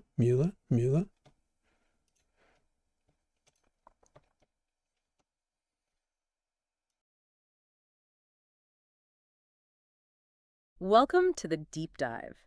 Today, we're plunging into, well, a fascinating exploration of the incredible interplay between our minds, our bodies, and the technology helping us figure it all out. Yeah, it's a huge topic. Our mission is really to uncover how deeply our inner biological states shape, our cognition, our learning, our well-being, and also how AI and neuroscience are changing how we manage these connections. It's a really exciting time for this field. I mean, think about it. Have you ever felt that gut feeling about something? Oh, definitely. Or had your heart pound in a tense moment and you sort of wonder, is my body driving my mind here, or is it the other way around? Exactly. Is it top down or bottom up? Precisely. And we're looking at new evidence that really challenges those traditional views. It suggests it's very much a two-way street, from tiny gut bacteria all the way up to our stress response. That's the core question, isn't it? And what's so interesting is how science is pushing back against that old idea. Yeah. The brain as the sole command center. Right, the brain is the puppet master, and the body just follows along. Yeah, exactly, like the conductor analogy. But this newer research points towards what some call a physiological brain. The idea that the entire body is actively interfacing with the mind. So not just the conductor, but the instruments are feeding back. Exactly. Every part influences the whole performance. It's a big shift in thinking. And what's really mind-bending is how this flips our assumptions. We usually think, okay, I feel scared, then my brain tells my heart to race. That's a standard model. But there was this groundbreaking study using EEG, that's brainwaves, and ECG, for heart activity.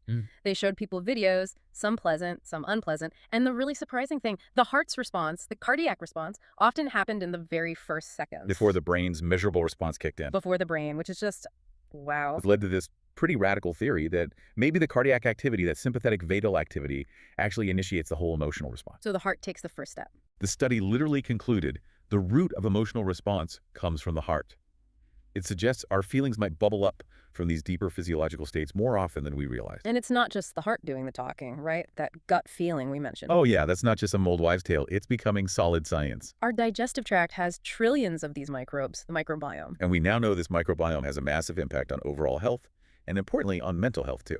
How solid is that link? Well, there's a review of 26 different studies linking anxiety and depression symptoms to specific gut bacteria, particularly those associated with inflammation. Okay, so how does that work? How does gut bacteria influence mood? There are a couple of potential mechanisms. One is that certain bacteria might stimulate the vagus nerve. Which is like the superhighway between the gut and brain. Exactly. Yeah. It controls heart rate, digestion, immune response, mood. Crucial. Or these microbes might release chemicals that travel through the bloodstream directly to the brain, possibly triggering emotional disorders. So managing your gut health could actually be a mental health strategy. Absolutely. It's an often overlooked but potentially powerful lever. It really drives home that two-way street idea. Paying attention to your body's sweaty palms when nervous, dilated pupils helps you understand your mind. Right, those are the visible signs. But the deeper implication you mentioned is that if we understand these signals, maybe we can consciously change them to influence our minds, move towards a healthier state by working with our physiology. Which brings us naturally to stress, something we all deal with but maybe don't always understand the nuances of. Right, it's not all the same. You've got acute stress, clear start, clear end, like a looming deadline. Okay. Then there's chronic stress, that ongoing feeling of being on without a specific trigger. That low-level hum of anxiety. Exactly. And cumulative stress, which is a mix of both, big and small things piling up over time. And you mentioned a critical mistake people make. Yeah, this idea of fighting your biology.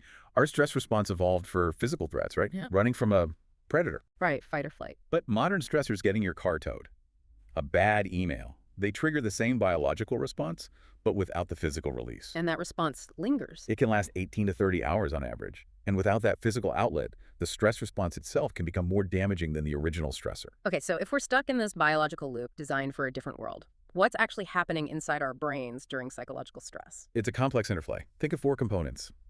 Your senses bringing in data, your memory, your emotional brain, the amygdala especially, and your body's physical response. So the amygdala kicks things off. Under psychological stress, yes. The amygdala activates stress pathways, flooding the system with noradrenaline and dopamine. Which sound important, but in high levels, they actually impair the prefrontal cortex, the PFC. That's your hub for thoughtful, control, critical thinking, managing emotions. so your rational brain gets sidelined. Pretty much. Attention shifts from that thoughtful, top-down control to reactive, bottom-up control, driven by immediate sensory input. You become more reflexive, more habitual. Which sounds like a vicious cycle. Stress makes it harder to cope with stress. Exactly. It reinforces fear conditioning and weakens those higher-order PFC skills like working memory.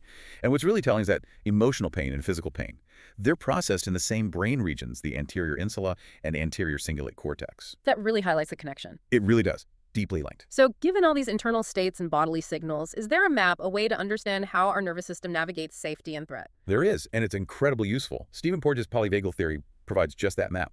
Think of it as 3 main states or gears of your nervous system. Okay, what's the first gear? That's the ventral vagal complex, part of the suprachiasmatic system. This is your safe and social state. It's associated with connection, feeling calm, engaging with others. Porges calls it immobilization without fear. It allows for co-regulation, gives you that vagal break to calm down. That sounds like the ideal state. What happens when we feel danger? Then you shift into gear 2, the sympathetic nervous system. This is your mobilization state, fight or flight. It drives action, exertion, responding to perceived danger. Got it. And the third state? That's the dorsal vagal complex, a subdiaphragmatic system. This is the oldest pathway, activated under perceived life threat. It leads to immobilization with fear, freezing, collapsing, shutting down. Like playing dead. In a sense, yes. Yeah. And it's important to know that trauma can really disrupt these systems. It can make it harder to feel safe and connected, harder to mobilize without fear, and easier to slip into that shutdown state. So these states are fundamental. How can we actually, measure them, get an objective sense of which gear we're in? A really reliable biomarker is heart rate variability, or HRV. It essentially measures the variation in time between your heartbeats, giving us a window into your autonomic nervous system, balance the push and pull between the parasympathetic, rest and digest, and sympathetic fight or flight branches. And how does HRV relate to, say, our thinking? That's where it gets really interesting. A large longitudinal studies, we're talking over 24,000 people followed over time, consistently show a link between HRV and cognition. Yeah. What kind of link? Higher parasympathetic activity, meaning more rest and digest or vagal tone, consistently predicts better cognitive function, better executive function, lower rates of dementia. Basically, being in that calmer, safer state is good for your brain. And the opposite, more sympathetic activity. Correlates with worse cognition. Things like faster decline in memory, higher dementia risk. It reinforces physiologically why feeling safe and calm is so beneficial for thinking clearly. This all paints such a clear picture of the mind-body connection, which leads us to a really practical question. How can we use all this knowledge, especially to improve something vital like learning? Right. And this is where things get really exciting, with the convergence of AI, machine learning, cognitive load theory, and what we call educational neuroscience. AI stepping in to help manage our internal states for learning. Exactly. AI and ML can potentially revolutionize learning efficacy by dynamically managing cognitive load, basically. How much mental effort something takes, and personalizing instruction in real time. How does it do that? Is it reading brainwaves? Sometimes, yes, using tools like EEG or FNIRs, that's functional near-infrared spectroscopy. Another way to measure brain activity, AI models can get a real-time snapshot of brain activity and adapt the teaching strategy on the fly. Wow. So if you're getting overwhelmed, the AI could simplify things. Or speed up if you're bored. Precisely. And the results are looking really promising. Some research shows AI systems achieving like 86% accuracy in predicting the optimal difficulty level based on prefrontal cortex activity. That's incredibly specific. It is. Another system combined EEG with behavioral data to predict cognitive load, with about 78% accuracy in real time. It's not one size fits all. It's about adapting to the individual learner. And does this actually improve learning outcomes? Studies suggest it does. For example, AI-optimized spaced repetition, deciding the best time to revisit information, improved knowledge retention by 42%. Adaptive multimedia presentations boosted learning outcomes by 34%. We're seeing real gains. So AI isn't just about making things efficient, it's about making learning deeper. It can be. It helps bridge different learning theories. For cognitive load theory, it minimizes unnecessary mental strain. For self-regulated learning, AI analytics can track engagement and give feedback, helping learners become more autonomous. Like a personalized learning coach? Kind of. We've seen AI robotics programs improve reading accuracy, for instance. And for problem-based learning, which is naturally high in cognitive load. Right, because you're wrestling with complex problems. AI can provide scaffolding, like hints or recommendations, to manage that load without just giving the answer. Studies in medical and STEM fields show AI-driven PBL improved problem-solving efficiency and conceptual understanding significantly. The potential seems enormous. But are there downsides? Concerns? Oh, absolutely. The future is definitely here, but it brings challenges. Data privacy is a big one, especially with brain data. Algorithmic bias is another huge concern, ensuring the AI doesn't favor certain types of learners. And, of course, equitable access. How do we make sure everyone benefits? Crucial point. So future systems need careful design. Definitely. They need to be scalable, efficient, but most importantly, built on strong ethical foundations that prioritize fairness and inclusivity. The tech is powerful, but we need to guide it thoughtfully. So we've really covered a lot of ground today. From the heart possibly initiating emotions, the gut influencing mood, the nervous system's different states via polyvagal theory. All the way to AI reading, cognitive load to optimize learning. Yeah. It's incredibly clear that our bodies aren't just passengers. Our physiological states are active players in how we think, feel, and learn. It fundamentally changes the perspectives. So maybe a final thought to leave our listeners with, something provocative. If we can truly grasp this deep biology, understand the heart's influence, the gut's impact, use AI to read our own cognitive state, can we move beyond just reacting to how we feel? Could we, maybe with the help of these technologies, start proactively cultivating the best internal states for thinking, for well-being, allowing us not just to cope, but to actually truly thrive? That's the ultimate question, isn't it? Yeah. Using this knowledge not just for understanding, but for transformation.